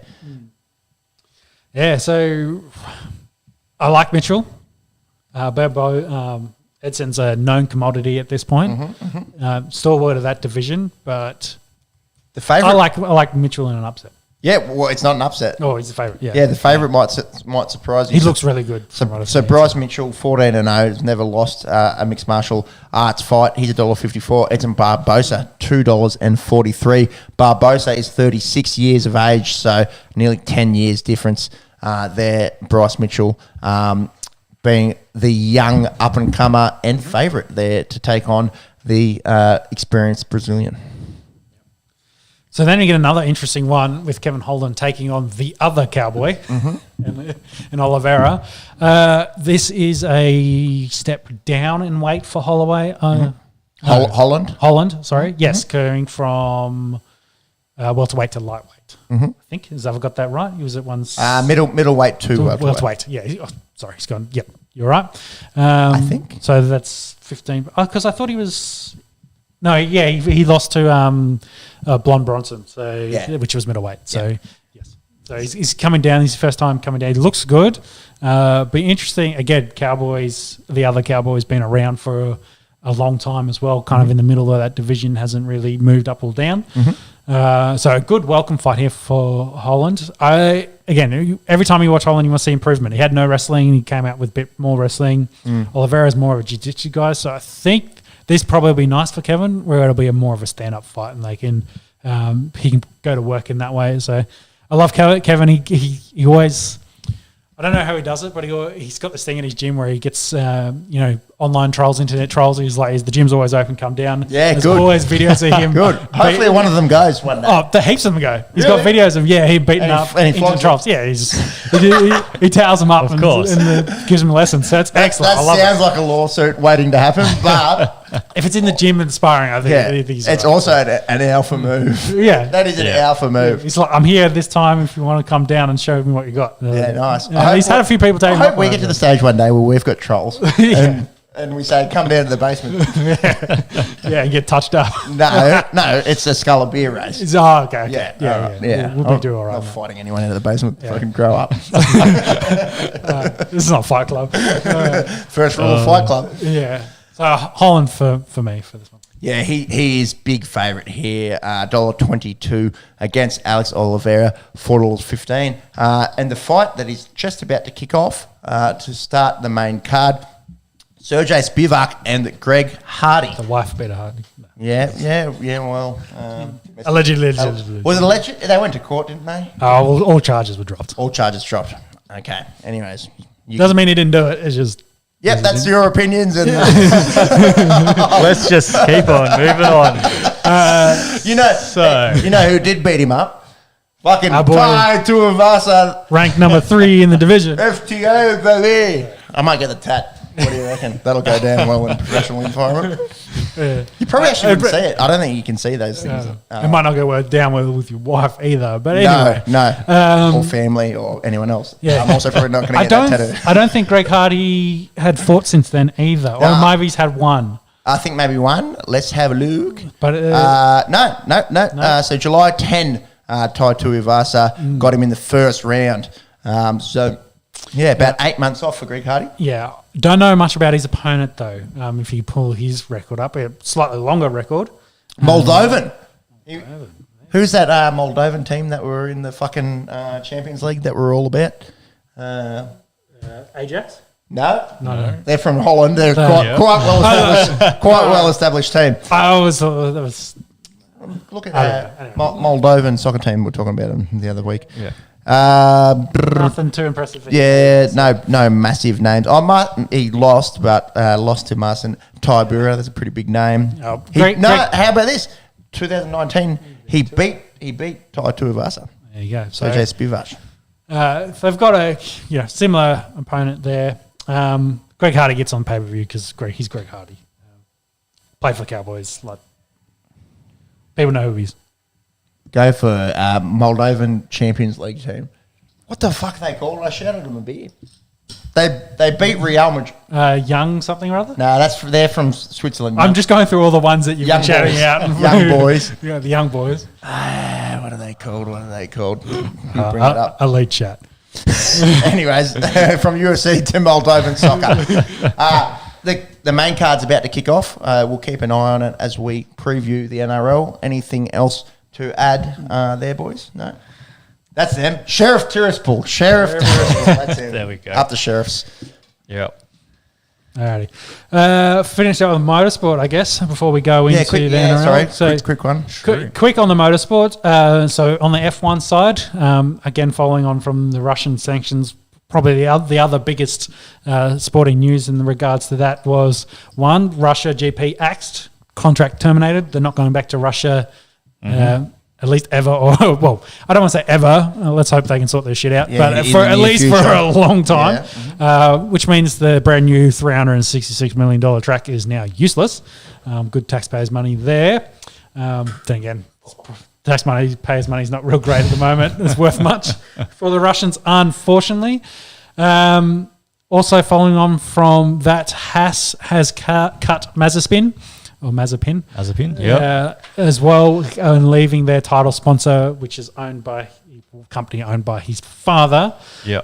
So they stopped branding the major sponsor a couple of weeks ago. And then Mazepin got in trouble for having the Russian flag on the front of his car still. Yeah, the design of the white, blue and red. And then, I guess this week they must have torn up both sponsorship contracts and contract. I honestly think this is an easy out for Haas to get rid of Mazepin, because we were saying this before the potty that he's a good driver, but he's probably not F1 caliber. He doesn't have the best car, but also it doesn't seem like it's up to his ability. So I think, one, you drop in the sponsor, of course, but it gives you an easy out as well to move a driver and then potentially get someone in that they could use. What is Haas American backed, or is it? Yeah, Haas is American because there's the Andretti who so do Supercars. They want to buy. I think we talked about this. They're going to want to get a team in and get some American drivers. Whether Haas wants to do something similar and get an American. I think Andretti's already put some sort of offer up to Haas, but Haas has declined that. So I think they might be trying to put in their own entry. Yeah, there's room for an extra team. So and they've got more than enough money to be able to do it. That's it. Yeah. So there's a free seat essentially in F1, and first race is a couple of weeks away. So they haven't announced a replacement driver yet? I'm just trying to find that now. Because we have mentioned our boy Oscar, as the best available driver, not in an F1 seat. Currently as a test driver for, was it Mercedes? I don't think it was Mercedes. I think it was whatever Mercedes 2 team is, not McLaren. That's who runs the Mercedes engines? McLaren does now. It wasn't McLaren. I can't remember. Great chat. Yeah. Oscar's somewhere. Anyway. Yep. I can't find it. I I guess other news in terms of that though, the FIA, so the governing body for motorsports, has made a decision to allow Russian and Belarusian drivers to drive, just not under the national flag. Yeah, which I think a lot of sports are doing that as well. Because there is a lot of people with Russian, say, nationality that probably haven't lived in Russia for a good decade, if not longer, being elsewhere in Europe to chase their sporting dreams. So it's I've seen a lot of the tennis players are the same. They're still allowed to play but can't go under the Russian flag. exactly. Yeah. So Pietro Fittipaldi is the reserve driver for Haas at the moment. Italiano? No, Brazilian. Brazilian, yep. He is of the Fittipaldi, I guess, pedigree within Formula One, with the motor racing. Okay. So Can you just confirm where Oscar is too for us? sure. And why you do that? The last bit of F1. Where Austria is? No, not Austria. Oscar. Oh, Oscar. I thought you said Austria. Our boy, Oscar. To confirm, the final bit of F1 news was Max got paid. So this is in dollary dues. Could get about 70 mil a year. And it actually said to 2028. Yeah, that's a 6-year deal. Yeah. So the 280 mil there, there's only interesting. 404. So you double, well, you add an extra 140 to that. 420. Blaze it. Yes, for AUDs, of course. AUD, dollary dues. Dollary dues. But Motion to change the nomenclature to dollary dues. Yeah, I think that's a good way. But Simpsons did it. Yeah, $800, no, $900 dues. Tobias. Great character. I think it ends up being about, is it 50 mil pounds is what he's on? Touch less, possibly. Probably a touch less. So, that ends up being almost 300 million pounds, which is a fuckload of money, which I think is the... Converted to rubles, they're worth fuck all. No. No, don't do that. Max isn't Russian, so no. Whatever the Netherlands currency is, which is probably the euro. Put it in the euros, but I think it's the same pay as what Lewis is getting. So he's now equivalent. Okay. He's been rewarded for his winning world championships. Yeah, nice. And he said, I don't want to be anywhere else other than Red Bull. And that's why someone's saying, it's probably going to be a 4-year deal. The 6th is, he's just confirmed that he'll see out most of his career now with Red Bull. Supercars? Yeah. Yes, finished Supercars. Oscar Pistari is with Alpine. Yeah. Oh, that's Alpine? right. Alpine. Yeah, it's a weird one, isn't Alpine. it? Yeah. Alpine. This is a Jorge George kind of fiasco with Alpine, isn't it? Yeah. Anyway, finished the Supercars. First round this weekend. First race was last night in Sydney. Rain did hold off, but SVG, Van Gisberg won this race clean and clearly. I think he was about 15 seconds ahead of everyone else. So there's a bit of worry about tyre strategy with about 10 laps to go. He was 5 seconds behind in second place, and he said, don't worry about it, I've got this.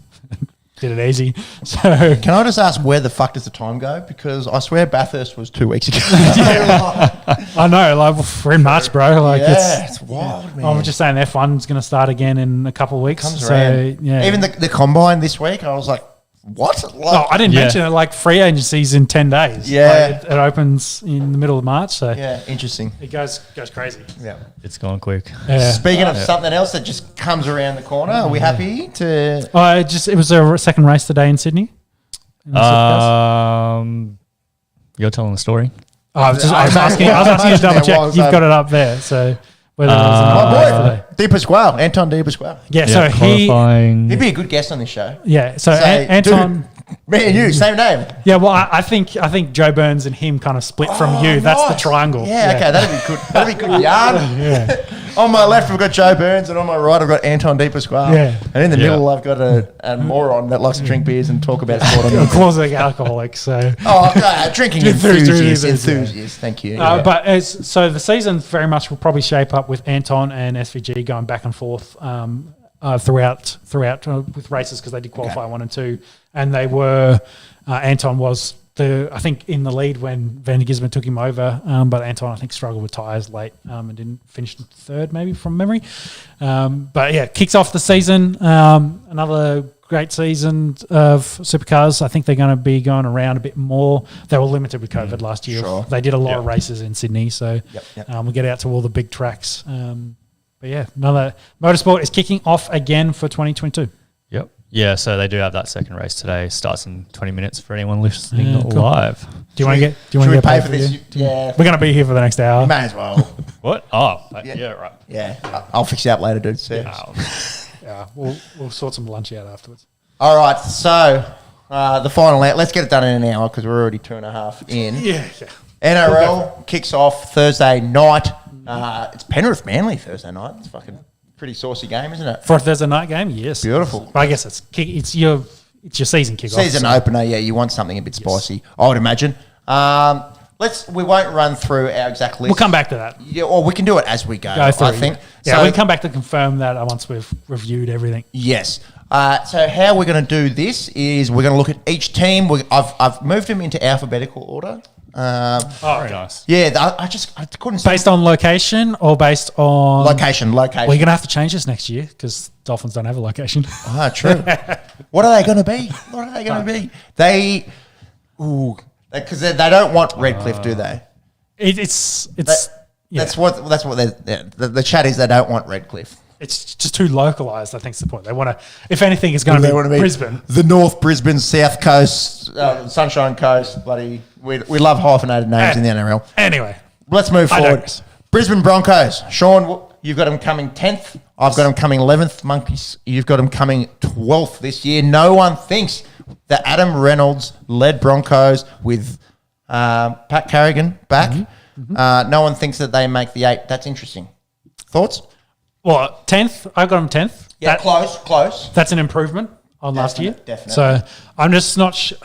Adam Reynolds, of course, going to miss week 1 with COVID. I'm just not. 1 week. Yeah, it's 1 week. It shouldn't be too much.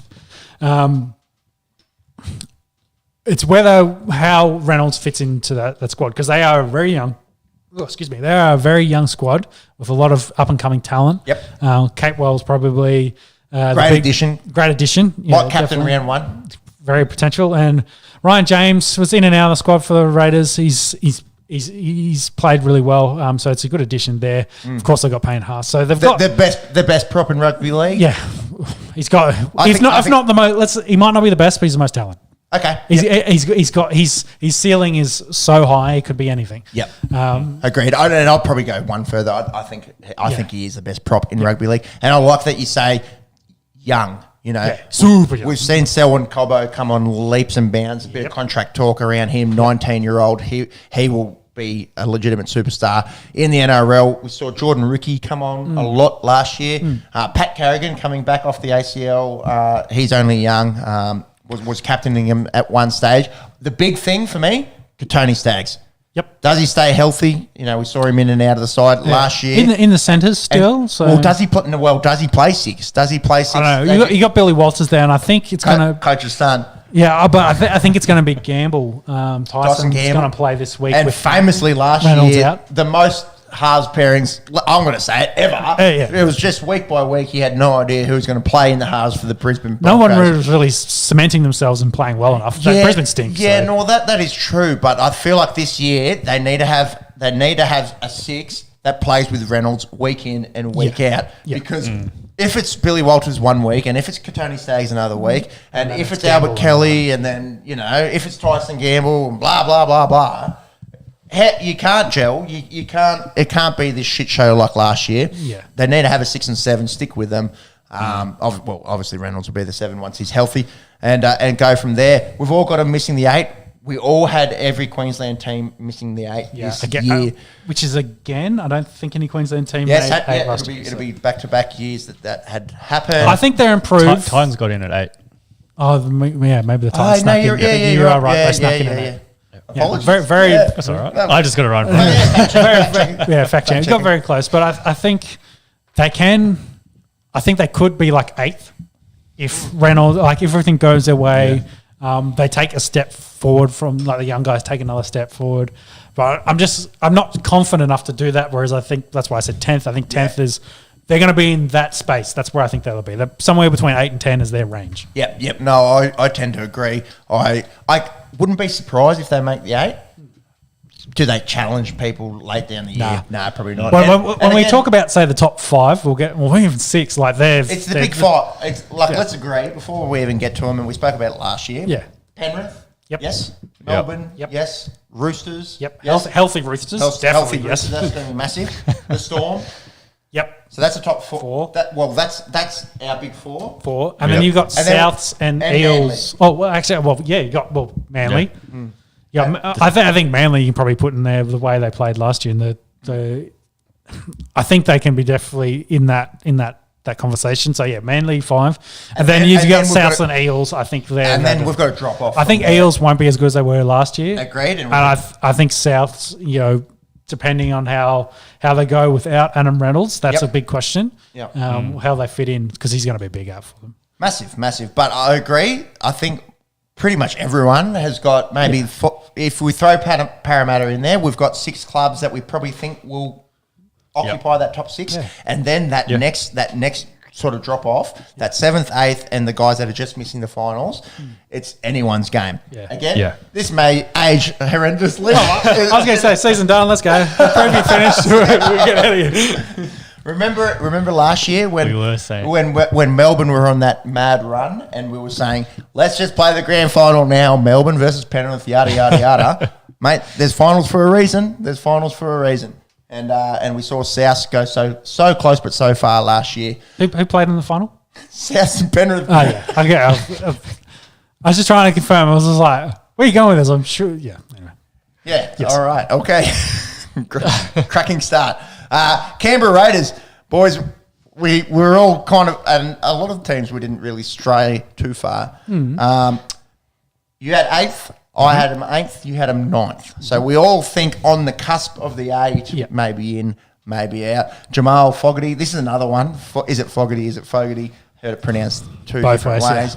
Yeah. He's going to miss probably the first half of the season. Yeah, round 15 or 16, I think they're talking and getting him back. Meniscus. Brad Schneider. Wow. Young fella. So I was talking to the old man, who's a closet Raiders fan, the insider for us. He was hoping they'd pick Snyder over Sammy Williams. Sammy Williams, of course, known commodity, what he is, etc. Like, look, give the young fella a chance. I think the Raiders. I think I like their front. There's chat that Ryan Sutton's probably going to the Bulldogs next year, but I like their pack. I think they've got a centre problem, as in they've got too many guys that they need to kind of fit into the centre. And who do they go with? Yeah, because I think they've got the most electrifying player in the comp, and he's not this side.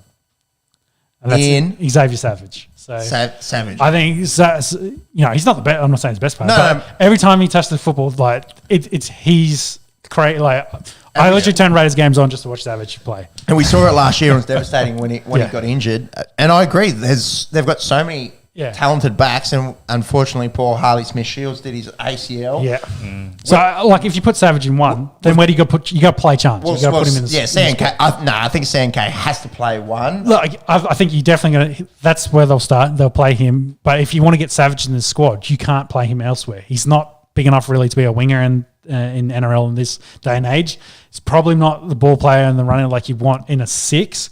And he's probably not big enough in the sense, like he has to be a 1. So if you play him at 1, you have to move chance. Could he come off the bench? But then you've got Tom Starling's already in that so spot. you need, your one utility. Obviously, you'd probably rather have 3 forwards off the bench. And Starling's, you're grooming him to be your Hodgson replacement as well, because This is probably Josh's last year here. Yeah. So then you also talk about Semi Valemi. You talk about Matt Tomoko. Yeah, Matt Tomoko. I think Matt Tomoko's returns. Yeah, I think Kotrick maybe gets a little bit lost on the wing there. He left to go to the Bulldogs to play more centre because he was playing outside Croker, not getting enough ball.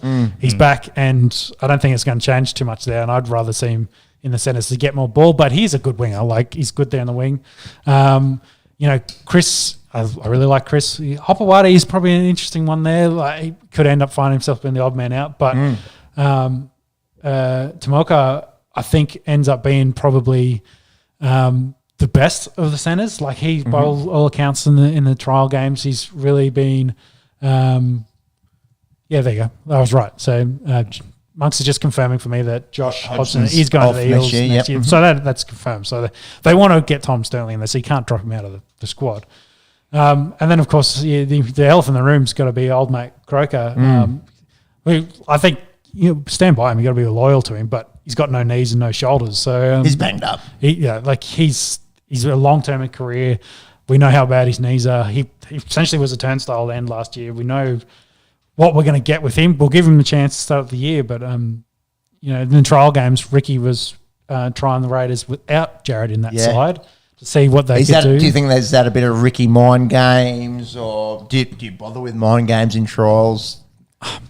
He needs to get to know what he's got in the young fellas. Yeah, because I think they're going to play. He'll stick by Jared, and the same thing with Chance. Like, he'll give them chances. Don't start well, and he's going to have to make changes. And Xavier Savage potentially could be playing fullback for Queensland in the not too distant future. So you got that big raps on him. Oh, he's good. And you know who we haven't even mentioned? Jordan Rapana, who's going to miss the first 2 games with suspension. Yeah. So he probably he probably much for me as well. That shoulder charge in the All-Star game.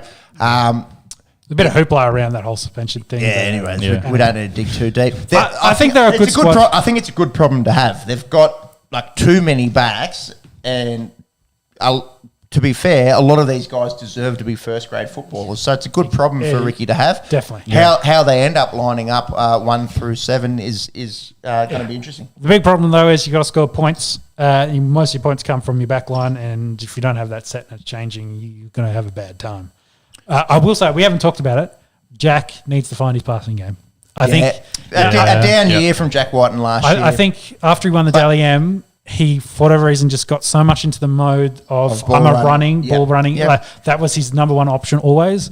Really limited the guys outside him. But I also think maybe that potentially could have been a problem, not to shit on Croker again, but with him probably not being at 100%, that he didn't give Jack really good options outside him. But Jack needs to pass the ball more. I think he needs to get into his passing game more, which will make his running game more deadly. So, and staying on Jack Whiten, pretty fucking good for the New South Wales Blues off the bench and starting. He's an elite talent. He's very good. I don't know if it was a Jack Whiten problem last year or if it was a Canberra Raiders problem. Definitely. I think he became a bit more of a one-trick pony where he had to just run the ball, and everyone knew that was they could do for it, and their scheme, to protect themselves against it. Knowing the guys outside him probably won't get in and get the ball. One, either because they weren't in good enough positions for Jack to feed them ball, or 2, that that was the option they were going with. I think they were limited in what they were doing last year, banged up in the back line a little bit. Indeed, I think we can all agree. Probably 8, fringe 8. I think they can. They're a team. They've got talent. They're a team. That's a good list. It's a great list, isn't it? I just think they're going to have issues struggling maybe in the early parts of the year. Though, first 10 games of the NRL don't matter. You can lose them all and still make the 8. You wouldn't want to start 0-10. I don't think that's going to happen either. It's not great, but you just saw what Manly did last year. They started very horribly. And then do you remember those first 4 games last year with Tommy Turbo out after he slipped in the shower and didn't injure his hamstring racing guys down the Esplanade in Manly? Do you remember we were talking about like Manly's in big trouble? They're giving up one of the worst points differences ever through 4 games. It was I think it was them and the Cowboys that were really stinking it up. So are they going to get the spoon? And they finished 4th. Yeah, and then there was a big difference, wasn't there? So, again, much like the EPL that we were talking about before, let's not get too ahead of ourselves. So, Snyder in that list is probably the biggest unknown. Like, if he comes and has the Sammy Walsh kind of impact, then excellent. Sammy Walsh? Sammy. Yeah, I agree. Sammy Walsh. Walker is, I think, who you're thinking of. Walker. Sorry, I've got recent. That's all right. I'm combining the 2. Carlton Blues, Sammy Walsh. Yeah. Unbelievable impact. Walker. Sammy Walker. Also, Soliola, by all reports, one of the best blokes getting around in Canberra Raiders history. He's hung up the boots for the year. So shout out to big Soliola. Yeah. It happened, I think, at the end of last year. I think we've spoken about it. Greg Hardy just got cooked. Wow. Spivak, Sheriff Tiraspol represent. Let's go.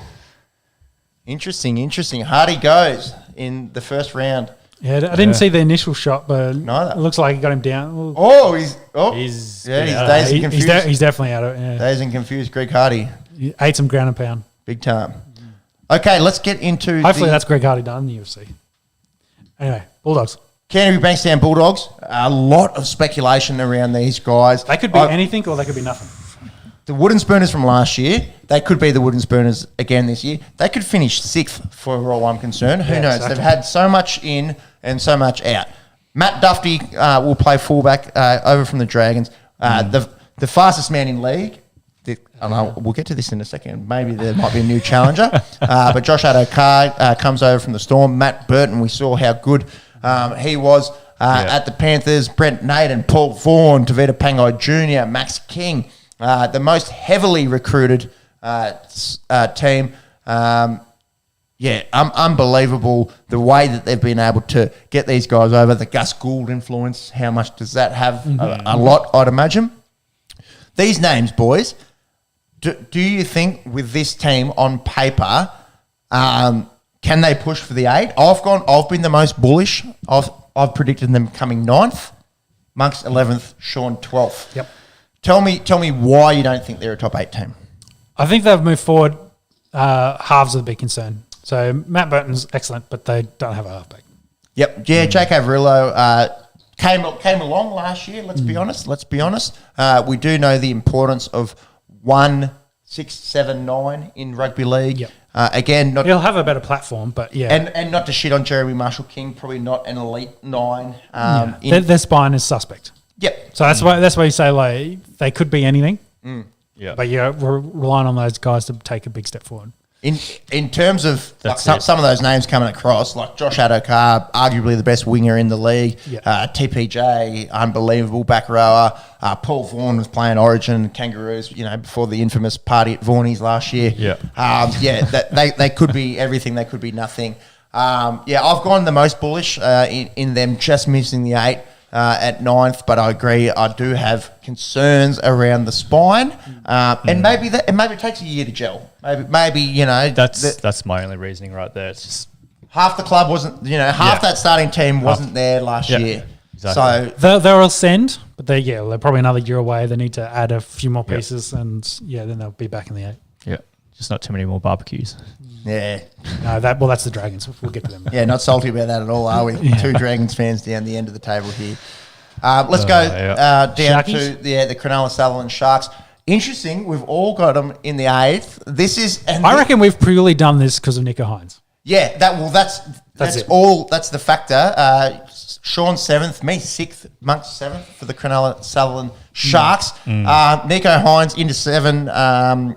How's he going to go? Playing halfback. Obviously played a lot of fullback, a fair bit of 6 for the Storm. Came along leaps and bounds last year. If you'd asked me 12 to 18 months ago who Nico Hines was, I probably wouldn't be able to tell you. Nope. And then, Dally M chat last year. An elite year with the Storm. Unbelievable coming out party for Nico Hines. Yeah. Now, they could be anything again.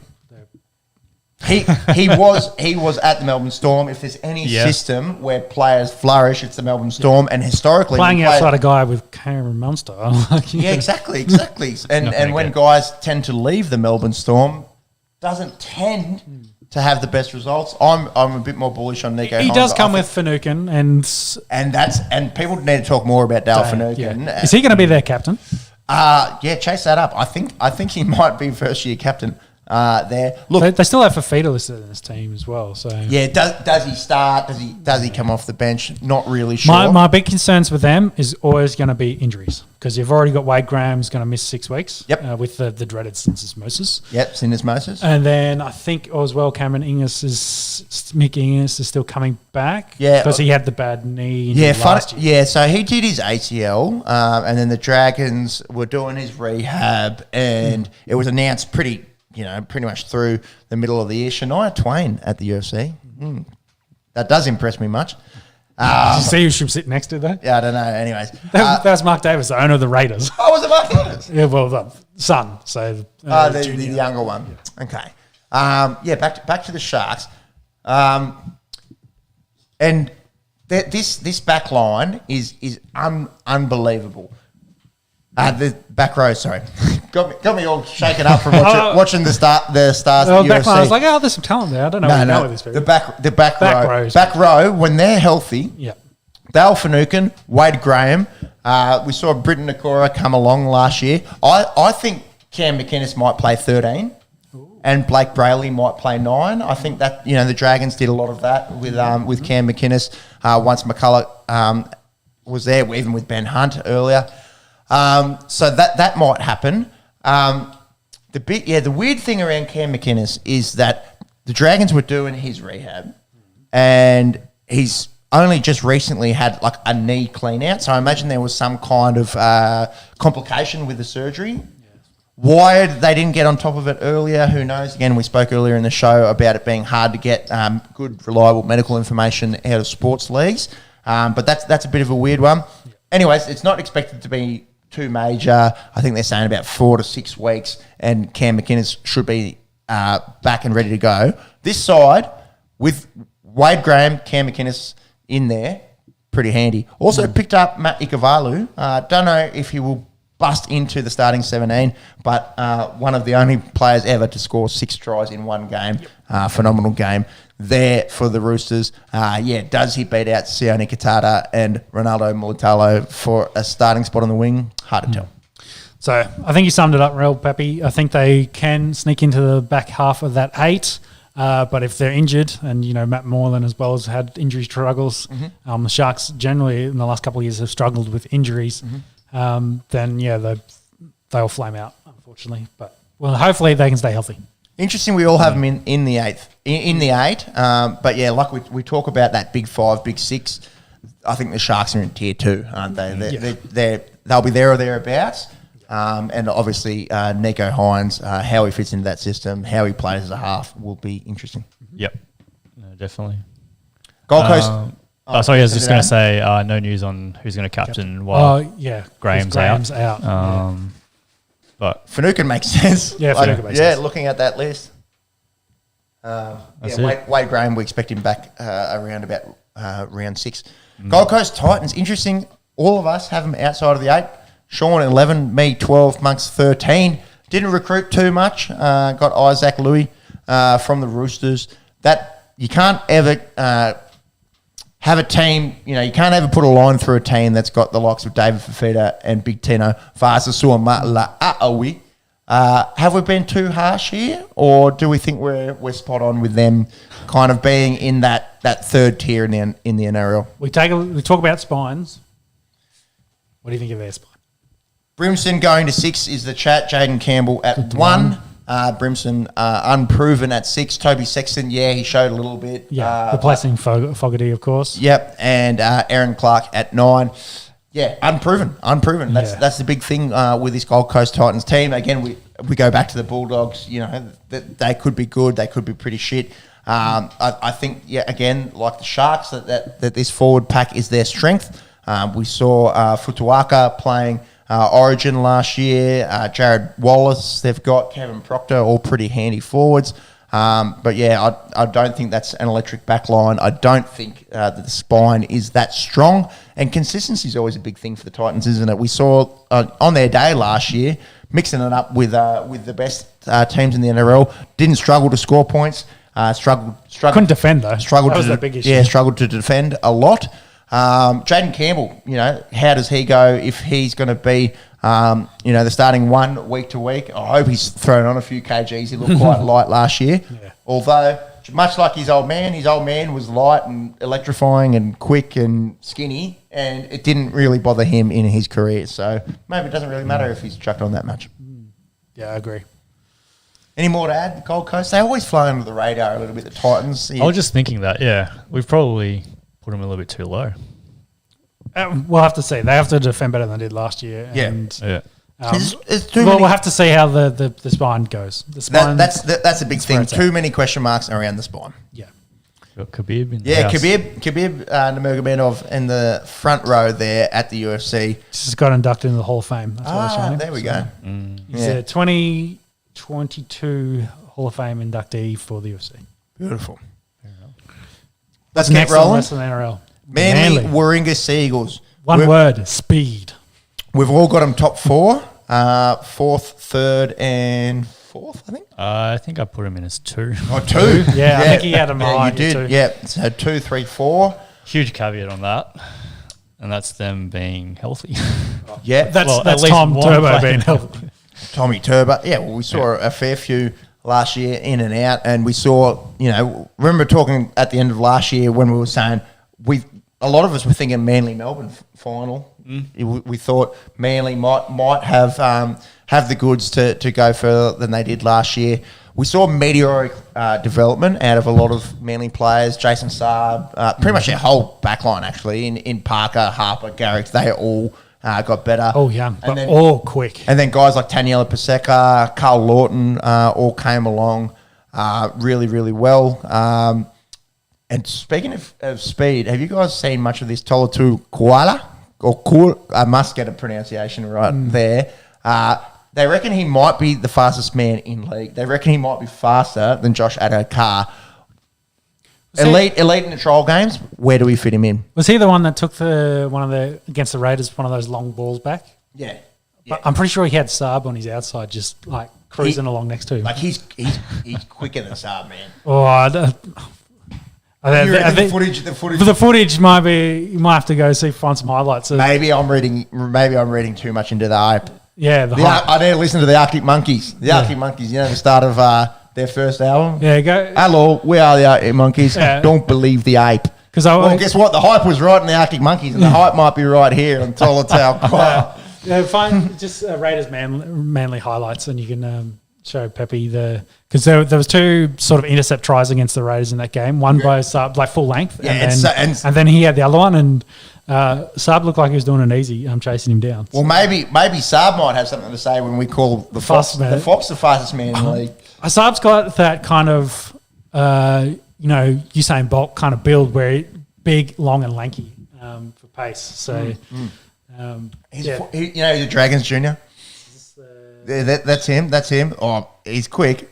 I can't see Saab, man. I think whoever's cutting this vision's cutting it down. down. There he is. Yeah, okay. All right, okay. In the full thing, he's just right behind him. And then Saab takes his in earlier in the match and gets away. So we're talking about the Raiders before in how do you fit all these elite backs in? Like Parker and Harper came on really, really well last year. I did have a thought on that, by the way. Savage 1, Chances 6, and one any of the centres. That's what Dad told me yesterday. I forgot about that. Okay. Yeah, and no Schneider? No, so Snyder would be 7. Schneider plays 7. Yeah. And obviously Fogarty midway through the year. Depending on how Snyder's going. Yeah, Pepe's got it there. Monkey's got it there. So he's got Saab. Saab comes on the inside and does not look like he's trying too hard, I must admit. Big size difference as well, isn't there, between Kyler and Saab? Mm-hmm. Yeah, okay. Well, maybe I'm believing the hype a little bit too much. I think Saab's probably going to be up there as one of the quickest in the league. What we can all agree on is this team, when they stay healthy, is pretty fucking good. We're talking about spines. Look at their spine. Yeah. Tommy Turbo, Kieran Foran, DCE, and is it Lockie Corner that's going to play 9 for them? Or Carl Lawton can play 9? Yeah. Josh Schuster when he comes back. What have you got on Schuster? Are they still going to use Dylan Walker off the bench? Was Dylan playing 9 at one point for them as well? Yeah, proper utility they were using him as. Schuster, 6 weeks? At least 6 weeks with that ankle injury. Yeah. Syndesmosis. The dreaded syndesmosis. Yeah. Their pack might be a little bit light on, but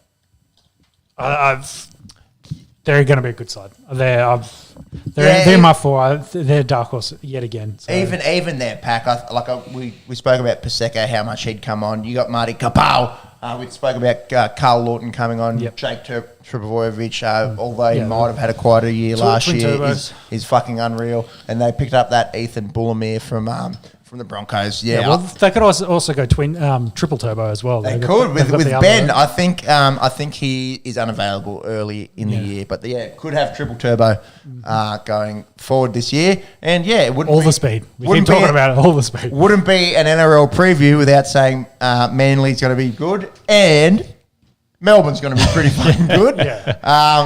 What have we got here? Sean 2nd and Me and you 4th. Maybe that's more heart than head, I must admit. there's no reason why these guys couldn't take out the minor premiership. Again, that top 6, it's as per usual. Top 4, really. Yeah, can't pick them. I want to see Pappenhausen healthy. As quite disappointing.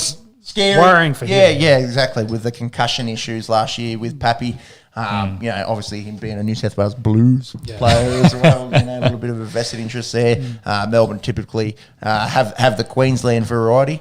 And you know who doesn't get enough raps? Fucking Justin Olam. Yep. One of the best centres in the league. Yep. Came along leaps and bounds last year. Potentially should have won the centre of the year. Maybe a little bit stiff. They should do 2, or... There's 2 centres. Anyways, they get Xavier Coates in that team. Nick Meaney, who probably will make this side when Munster's back anyway in a different role. Yeah, how do you see him fitting in? Because Pat plays 1, Munster plays 6. Does Meaney go to the centres? I don't know if he beats out Ramus Smith. Or is he your Nicker Hines? Where he could be a forward. He could be a forward. Yeah, he could be a utility. Good shout there. He is expected to get the start with Cam Munster being unavailable for the week. The problem with that scenario, though, is you've still got Harry Grant and Brennan Smith. I guess you could probably play one of them as a true, say, second rower. Then if you want to go two utilities. Well, maybe you play Harry Grant at 9 and Brennan Smith as 13. Start both of them. Interesting. Again, it'd be it's troubles that you want to have is trying to fit in all these elite talents. That forward pack is unreal. The Bromwich brothers, Felice Kafusi, Nelson Asofa Solomona. Both last year for the Bromwich brothers. I think they're going on the Dolphins. Yeah, confirmed. That was a chat. Yeah. Yep, confirmed. Okay. To the Redcliffe / North Brisbane / Sunshine Coast. Somewhere on the East Coast. Kafusi's going along with them as well. Yeah. Yes. Yeah. So imagine next year Melbourne's going to have to go through a bit of a rebuild. They're hunting Ponga as well because Ponga's got he's got a deal for the next 3 years, but most of those years play a favour, so he could opt out and go to Dolphins if he wants. We're speaking about Olam being underrated. I think someone that actually got a little bit of their just desserts last year was Jerome Hughes. I think a lot of people starting to realise, this guy's actually he's good, an elite halfback, and I think he will continue to improve this year. Yeah, we talk about spines. Pappenhausen, Munster, Jerome Hughes, Brandon Smith / Harry Grant. Pretty fucking good. Yeah, that's a good spot. For every other fan of rugby league, let's hope that they aren't super, super good this year, but it's pretty hard to see them not being that good. Bellyache's still there at the helm. They'll be really good. Cooper Johns, unfortunately, is pretty nasty kind of contact in the final trial game. He did his AC. I think it's been conservatively managed, no surgery. I don't see how you fit him in this team, honestly. No, again, we're already looking at, how do you fit a utility player in there if Harry Grant's coming off the bench or if it's Nick Meaney. He's your Hughes cover. So if Jerome ever needs to miss matches, then Cooper's in there. But he's probably likely not going to play unless that unfolds and unfortunately Hughes gets an injury or has to miss games through. Well, let's just say he takes some front rower's head off and he's got to miss 6 weeks or something like that. Or some front rower takes his head off, as per last year. I was putting it in his favour, but anyway, yes. Yeah, do you remember last year? Yeah, I know, yes. Poor bloke. Yeah. Jeez. CHN. Harawira Naya. Okay. Newcastle Knights. They get Dane Gago back. Ponga is always lethal. Worry about 6 and 7 for them. Yeah, and I watched a lot of Adam Clune last year. Again, don't like to shit on professional athletes. Obviously, accomplished far more than I ever did in a sporting arena. I'm unsold on him being a starting 7 in the NRL from what I saw last year. Handy, safe, doesn't take too many risks, but definitely doesn't kind of spark the imagination in terms of his ball playing. He doesn't scare. He doesn't have that X factor. We talk about Ponga and he's got that X factor. When he's healthy, you think Kalen Ponga can beat anyone. I just don't see that just yet about Adam Clune. Maybe he has a breakout year and surprises us all. Yeah, Chris Randall, did he play hooker for them last year? Yeah, he'll be filling in for Jaden Brayley, who I believe is hurt. Can you chase that one up? Yes. Anyway, the Knights go where Ponga goes. Let's put it that way. Exactly. Ponga's going to have to win him some football matches. And speaking of Adam Clune, he may not even start. So I'd love to see the teams when they come out on Tuesday because Phoenix Crossland might get the 7 there at Newcastle. Do we all think it's? I think I think it's we're a all down agreed. year. Yeah, they're not Sean, gonna you've got make him the 9th. I've got him 13th. Monkey's got him 10th. I think it's a down year for the Knights. I don't think they recruited that well. On reflection, I might even slide them down a little bit. But Yeah. I don't think they're not 8 worthy. No, I don't think so either. Again, who knows? This might age terribly and Clune plays out of his fucking skin. Yeah, they've got a good forward pack. Yeah, that pack, like Tyson Frizzell, one of Dragons fan again. The Safidi brothers. The Safidi brothers, elite. Lachlan Fitzgibbon's come along. Don't forget about David Clemmer. He's still got a few good years left in him. Mitch Barnett's pretty handy. Yeah, I don't think their pack is their issue. Spine outside of Ponga and the back line outside of Gagai will be good going back to Newcastle where he had so much success. Bradman Best is very good if he can stay healthy. The wingers don't really excite me that much, and I think 6 and 7. That's where it all comes down to, and I just don't see it at Newcastle this year. Did we follow up anything with Jaden Brayley? I think he's hurt. Because I remember reading something about Chris Randall being a really good fantasy pickup or super coach, if that's the way that you swing it. Because I think he's expected to play a fair bit of 9, unproven. Who knows? Jaden Brayley, yada, yada, yada. Geez, you like to scroll quick. How do you even read it at that pace? the fastest man, research man in the Southern Hemisphere for a reason. He fucking reads very quickly. Don't need to make any rash decisions. Knights not panicking despite Hooker's injury. Achilles, there we go. Ooh. Half the season, Achilles. That's bad.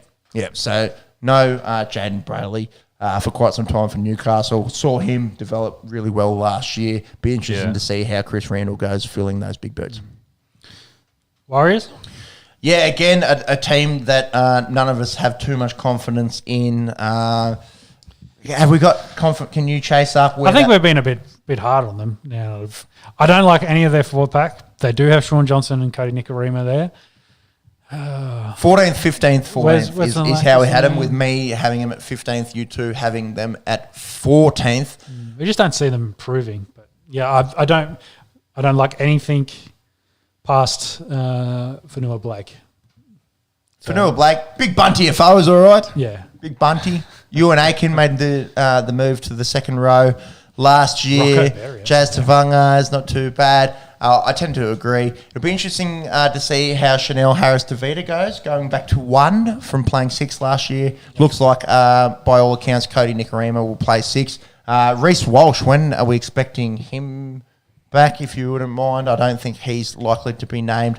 Not much. Week 1? It's not much, is it? No, I don't think it was much. So obviously, I don't think it was much. One of the most electrifying players in the NRL. Is it just the first game? It might just be the first game. It might just be. But yeah, the rest of that back line, it doesn't really spark that much interest with Dallin Watine-Zelezniak, Rocco Berry, Adam Pompey, Marcelo Montoya. Yeah, I don't know. It's gonna be tough for the Warriors. And again, this year, are they going to have to play a lot? Well, they're playing a lot of the Central Coast, I think. Yeah, their first match is there. When are they going to be able to go home? Fuck me. They should be the Central Coast Warriors by now. It's getting very close to it. It's a bit of a joke, I think. Well, I think they want to add a second New Zealand team, but they're not going to do it anytime soon until they sort out all the restrictions. Again, COVID. I don't like to go down the rabbit hole, but yeah. No COVID in America. Yeah, well, according to the NFL, COVID is over. Pandemic over. Stamped, sealed, done, signed, delivered. Reece Walsh, if you just wouldn't mind chasing that up before we move to the Cowboys. Yeah, I just don't see that much out of the Warriors. They've had to go through the ringer over the last 2 years, playing away from home for so long, losing RTS, losing a Daily M winner. Although you've got Reece Walsh, this up-and-coming player, I don't think losing Roger Tuivasa-Sheck is going to be a good thing for him.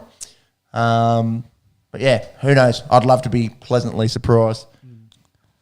I've got nothing on him. Nothing? We'll see what happens.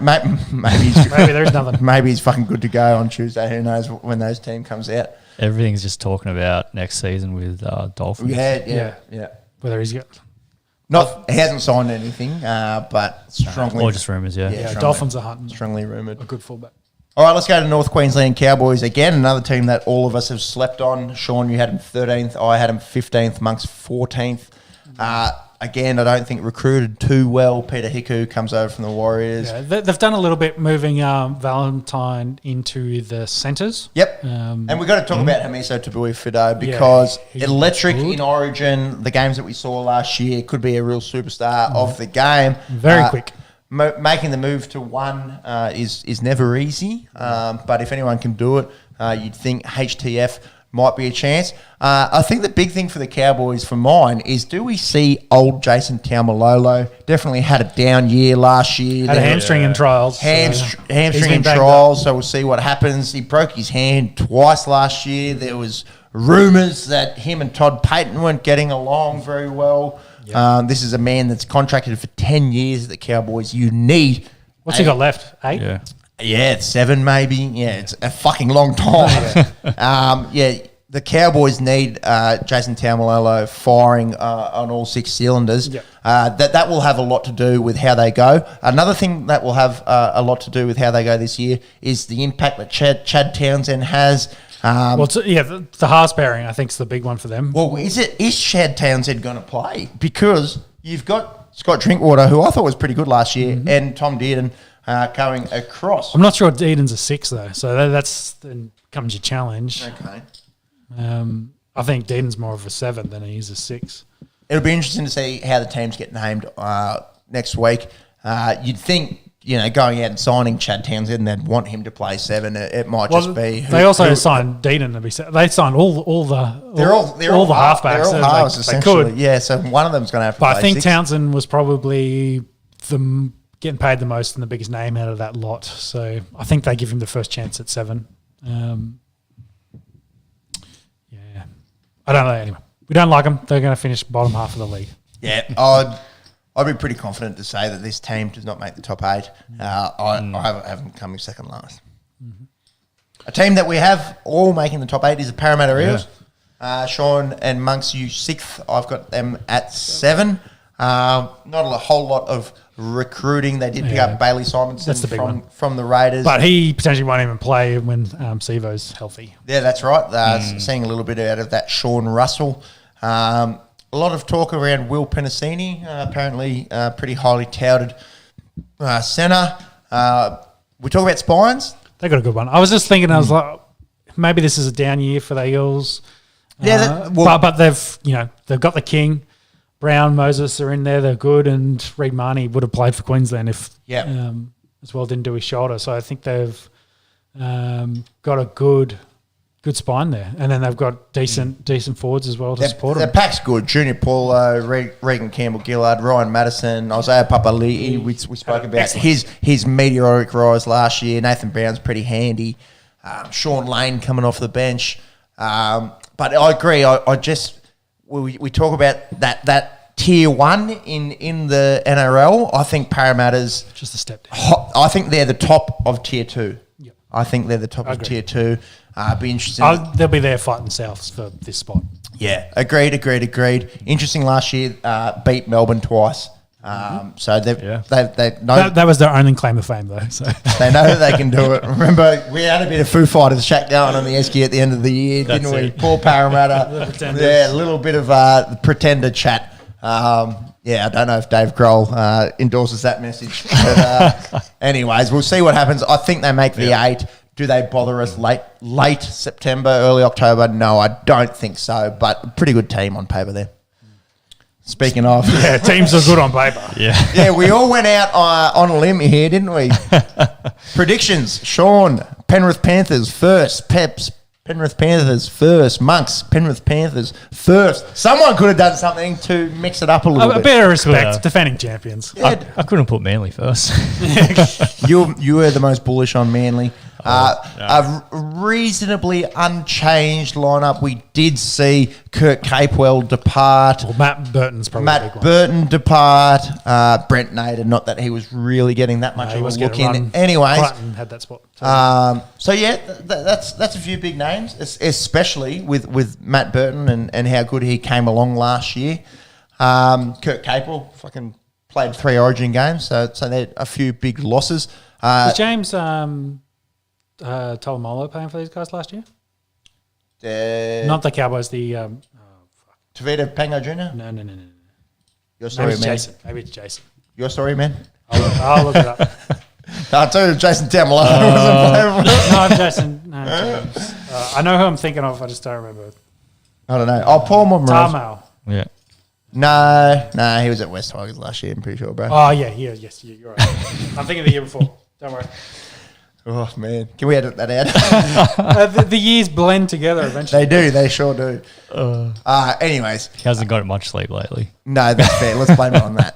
It's just I think I made that. It's sleep deprivation. As I was saying, I think I made that exact same mistake last year with those two. It's sleep deprivation.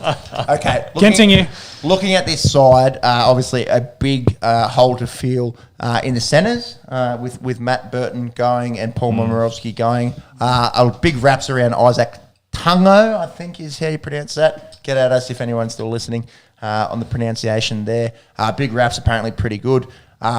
Forward pack pretty much unchanged outside of Kurt Capewell. Kickout's going to hang around for this year. Obviously, a lot of talks about him leaving at the end of the year. Liam Martin probably slides into the starting lineup for Kurt Capewell. Saw him down the Narooma over New Year's. Definitely didn't harass him at all. He's a pretty handy player. Isaiah Yeo, we saw his impact in Origin. Not too much to talk about. We all expect these guys to be the team to beat. I think the one note we got there is the only concern. And I think Nathan Cleary's had a few shoulder issues. But by all accounts, he's going to be good to go. Shoulder issues as a halfback is probably not something you want to carry throughout the year. Definitely expecting not. Large forwards to be running at him constantly. Yep. We saw Sammy Walker, obviously a lot younger, struggle with big blokes targeting him and his right shoulder having to do overtime. I think that's the only concern is Cleary's health for mine.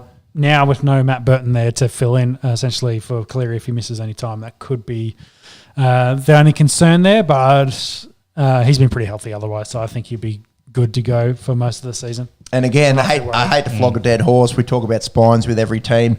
Dylan Edwards, Jerome Luai, Nathan Cleary, and Appy Coruscant. Pretty fucking handy. 3 of those guys played Origin last year, and Dylan Edwards is no slouch himself. I think Penrith is the team to beat. We've all got them finishing first, whether or not it's first or second or third. I think going deep again in September this year. So, it'd be interesting to see if anyone can challenge them, or if 6 weeks down the track we start thinking, are Melbourne or the Roosters or Manly the team to beat? But as it stands, we've all got Penrith. Yeah. The team that played against Penrith in last year's GF, the South Sydney Rabbitohs, we've all gone out on a limb and gone 5th as well for Souths. Obviously, the biggest story being Adam Reynolds going up north to Brisbane. Which is a big loss. You can't discredit losing your halfback for the last 10 years. Longer. He's been there a long time. Yeah, so. Redfern, born and bred in Adam Reynolds. So big shoes to fill for Lachlan Elias. Didn't look too bad in the Charity Shield. I caught a bit of that last weekend. Cody Walker. People going to sleep on Cody. He is an elite player. He might be able to just mentor Lockie Elias into the role. Latrell will miss the first few games. I also can't forget no Wayne Bennett. It's probably the true. Is another big change for these guys. So that's why I slid them down. I still think they've got a good roster, a good list. Yeah. But I just don't think they're going to be in that top 4 that we talked about beforehand. They might challenge it. For mine, if I've gone unders on anyone, they're just losing a few things. If I've gone unders on any side, I think I've gone unders on South. I really think they could be a top 4 side. no worries. I was tempted to go south above Melbourne in my rankings. With having Melbourne fourth, but I just think the system and the loss of Bennett, the loss of Reynolds, etc., etc. Really interesting to see if they drop off or not. Anyway. I don't think they drop off. I think we'll flog a dead horse and just keep talking about the elite 5-6 teams in the NRL, and South Sydney are one of them. I wouldn't be surprised if they go top 4 or better this year. Health will be a big thing. Latrell not losing his mind and doing dumb shit and getting suspended. Cameron Murray didn't play, much of or at all in the trials. Missed a little bit of footy last year. How he goes moving forward will be interesting. And then that halves pairing of Cody Walker with the young bloke Lachlan Elias. Is Cody able to mentor him? Is Lachlan Elias, long-term. A long-term first grade 7. That's what we're going to be finding out this year. Agree. All right, big one here. Two of us here on the Esky support this team. It is me and the man to my right, the St George Illawarra Dragons. Sean, you've got them 16th, dead last, spoon favourites. I've got him at 10th, and Monkey's been a little bit more bullish with them sneaking into the 8. That might be a little bit more heart than head, but we'll discuss shortly. Sean, tell me why they are the worst team in football, please. Just because of you two. I'm glad you're upfront about that. As soon as I saw that, I knew that was the reason I done it as well. I'm like, come on, guys. I don't think they're making the 8, so you can move them forward about 4 spots and slide the others back. But my concern, of course, with them is Sloan playing 1. Of course, losing Corey Norman. Didn't want him. Yep. So whether they're 6 and play. Losing Duffy. I really like Ben Hunt. McCulloch, I think, Service will hook up, but I think his best is past him. And then a lot of interesting buys. Like, I do like Jan Sewer. Yep. Moses Mbai, maybe he ends up playing 6. Or 1. Aaron Woods, I think, that's a good buy. I think he's more of a name guy at the moment, but I think George Burgess is probably the biggest one there. I think both those guys, no disrespect, but Woodsy and Burgess haven't seen a lot out of either of those blokes. Dragons kind of have a history of paying a little bit overs for dudes. That's why I said they're name guys. And who knows? Maybe they are able to have a career resurgence and a late breakout year. And even Moses Mbai, probably hasn't been at his best. He's been at a shit club in the last few years at West Tigers. I really like the signings of Sewer and Molo. I think both will bolster that pack. And I'm glad that you're up front that you just had them being spooners because of us. However, if you look at the bookies, and if you wouldn't mind bringing up the odds, I think West Tigers have just overtaken the Dragons as being the spoon favourites. But before the Charity Shield, I think a lot of bookies had the Dragons coming last. Again, maybe I'm biased by being a fan. I don't really see where that is at. I think healthy, that's a good side. Moses Sully, we haven't even spoken about. Him coming across. I think the big concern is, do you get Dragons Ben Hunt or do you get Queensland Ben Hunt? Well, no one gets Queensland Ben Hunt. Unfortunately, which I think is the issue because... I reckon you're going to ask him to do a lot on this side. Yeah, a lot. And him and McCullough are going to have to really, direct the boys around. Yeah. We saw Jack Bird be really good last year. But then he can play anywhere. Yeah, maybe he plays 6. Well, they made him put on a lot of size last year to play in the second row. And we got to talk about who we think will play 6 in Talatau Amone. Been very impressive in the trials. Very quick. Highly touted player, but it's always going to be a bit of an issue when you've got Tyrell Sloan and Talatau Amone, who between the two of them have less than 10 first grade games between them. They're going to have to come along. I'm hoping as a fan, I'm sure you're hoping as a fan, that we do see them rapidly develop this year. I don't see too many problems with the pack. Zach Lomax, if he can stay healthy, could probably play for New South Wales. I really legitimately think that he is an elite centre in our game. Obviously spent a lot of time out last year with that broken thumb. It's he won't though. The guys in front of him, this is the problem. It's pretty hard to There's break. too many fullbacks playing centres for New South Wales. Fair, yeah. When you're trying to break into a side that features Latrell and Turbo. Trebojevic, Latrell, Gutherson would have something to say about it. Whiten can't get any spots. Whiten can't get in. It's pretty hard to break into that. But yeah, no, I really do think very highly of Zach Lomax. Yeah, I don't think they'll get the spoon. That's So I think I can see the bookies. literally with my Dragons cap on saying that. Do they make the 8? No. Maybe am I a traitor to my own team? Having them finishing 10th, Judas. possibly a little bit of a Judas. I wasn't quite as heroic as Monkey going for the top 8 finish. I've taken the piss and gone last. He's gone as much of his heart we can with 8th, and you've got. I'll try to be the nice. Maybe I'll be the most realistic. A gentleman's 10th. A possibly. gentleman's 10th. The only reason why they weren't higher is because I couldn't see him getting past the Sharks. See again, we look at the Sharks. I don't see that much difference between Cronulla and St George. When you look at this team and you put it next to South or you put it next to Manly, you can see it. Yeah, you go okay. I can see where there's a bookie seeing this is like it's a really young back line. It's an older pack, and you're hoping Ben Hunt can put it all together. Yep. Yeah. Did you get some odds? Terrell Fuimano and Josh Maguire will both miss the opening rounds. Fuimano is going to miss 5 weeks, I think, from a cannonball tackle, perhaps. Was he the one that did the hit drop? Oh, yeah, possibly. Yeah, possibly. Haven't watched too much of the trials again. The hip drop was a big thing in the trials. Yeah. So we'll have to see how we that spoke goes during about the it season. last year. It is dangerous, but it's also not far from a textbook tackle. It's very hard to. Yeah, There was literally like another one, like 10 minutes later in that match, which was just fair game play on.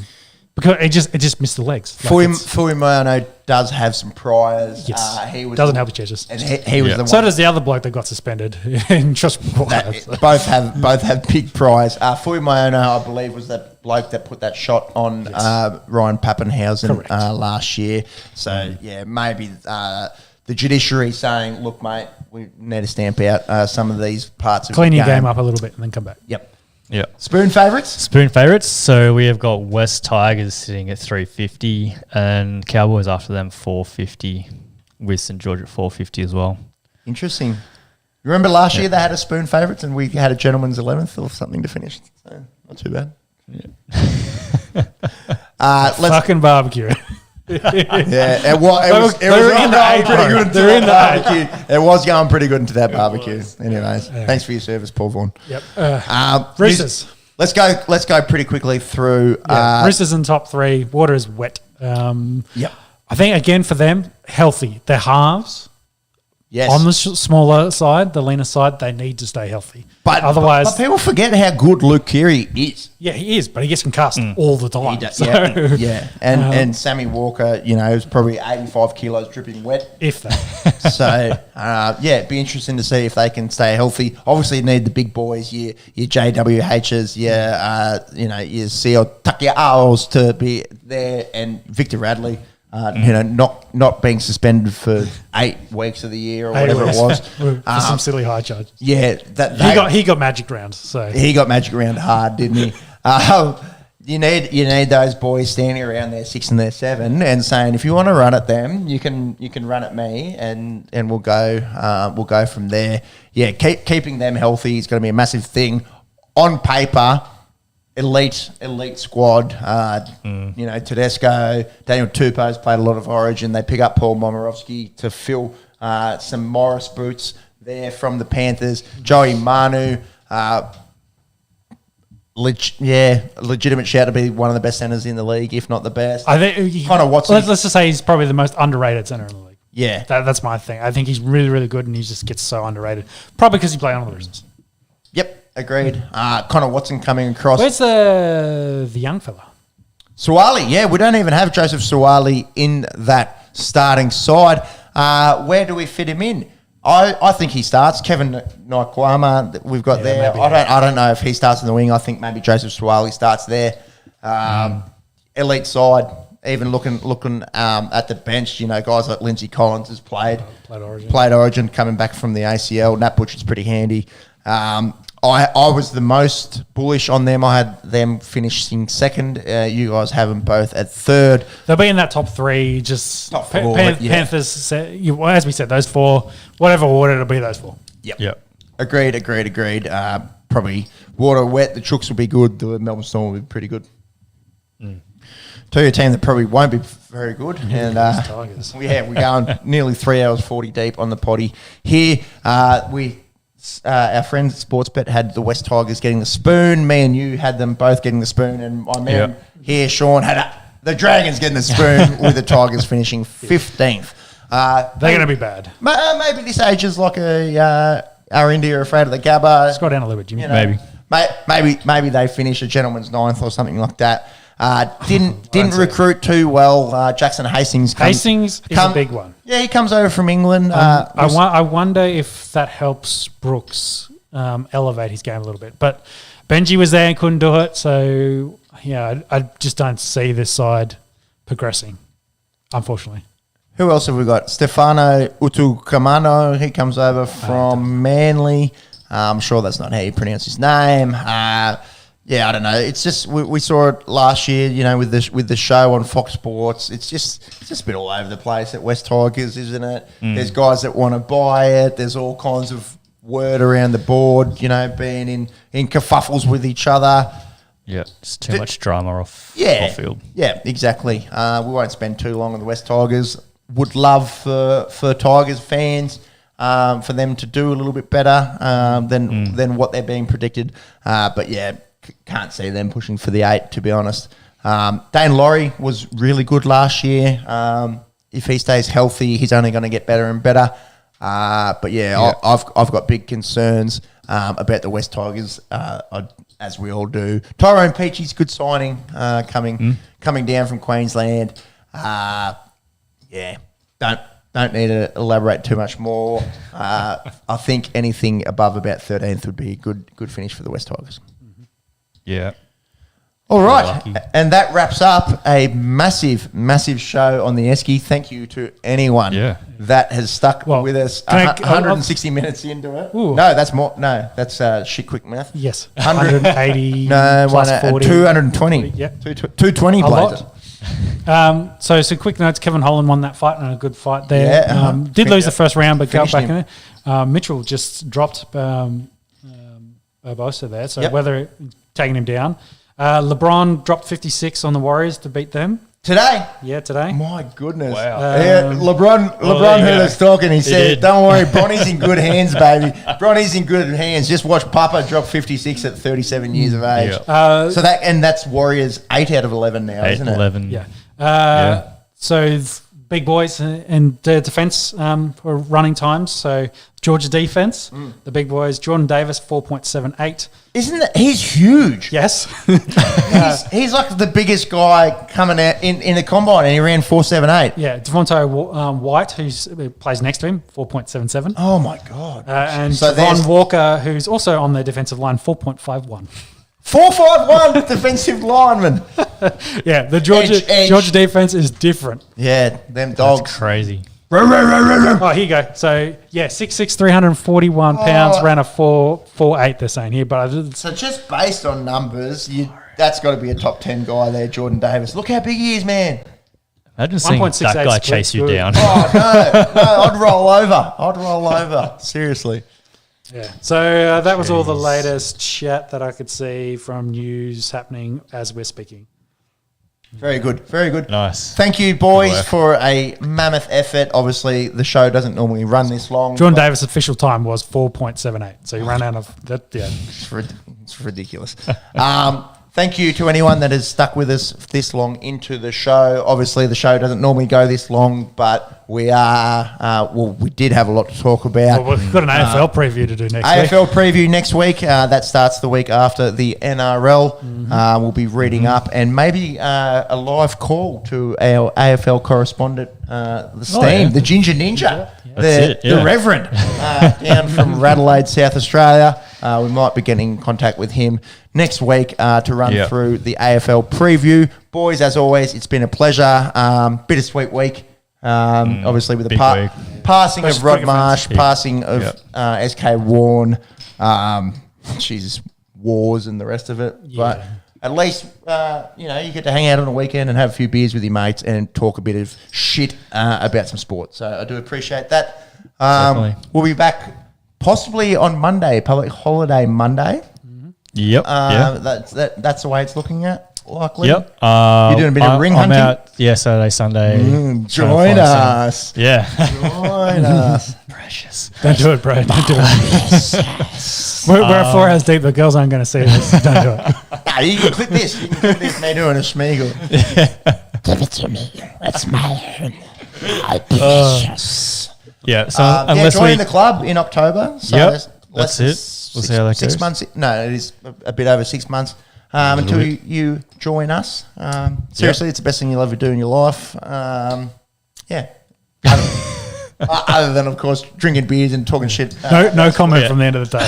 Yeah, clip that and send that to your wife. That'll go down well. Mother of 2 children. You're going to count yourself lucky there. Yeah, I reckon. I reckon if someone's punching, definitely not on the other side of the table. That's for sure. Please get at us on Instagram, on Facebook. We've been doing sweet. Drop us likes and comments. Yes, we've actually been doing sweet fuck all on those socials of late. Obviously, 6-week-old baby. Are we 6 weeks? Not even a month. Let's go a month. A month and 5 days. 5 weeks, quick maths. Yeah. Month and 5 days. Bit of work and shit getting in the way, but it's what it is. Boys, I'm very excited for the footy season. I'm very excited to see how this Australia-Pakistan series plays out. And we've got business end, don't we, coming up for NBA, for all the soccer leagues. Socceroos will be back in a month. Yep. Got your favourite F1 starting up pretty soon. Yeah. Look, I'll tell you what, in all honesty, I don't really watch it that much. This could be a big year for F1. It's at a very interesting. It's at a very difficult time very slot for us down under. But you guys really piqued my interest in it last year, so I'll at least be following along. Let's go, Danny Rick, and possibly Oscar Piastri. When's the Melbourne GP? I think it's being pushed back to November. It's later. We in the bitched season. it again for COVID. Yeah. I No, think they've reorganised. Is it November or is it? They called it early. Just double check this, because if it's before October, I know where we're going. True. Oh, Bucks back. Hey, Bucks. I think he's right. It's November, but I was just 10th Oh, no, April. 10th bro. April. You might want to book that pretty soon. Yeah. that's Morty's birthday. So I don't think we're going on to that, to be honest. Possibly not. Yeah. Anyway. Yeah, I think last year they pushed it back to November. And didn't and happen. then canned it. That's right. Yeah. Because usually we're the first race off, which is March. Can you just get me what the first race is, Jimmy?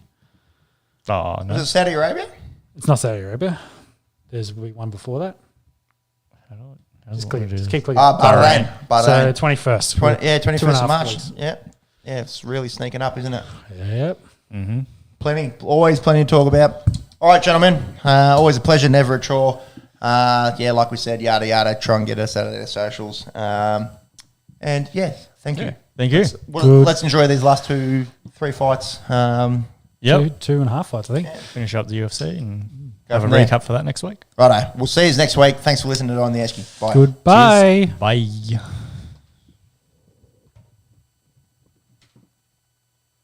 Monkey button.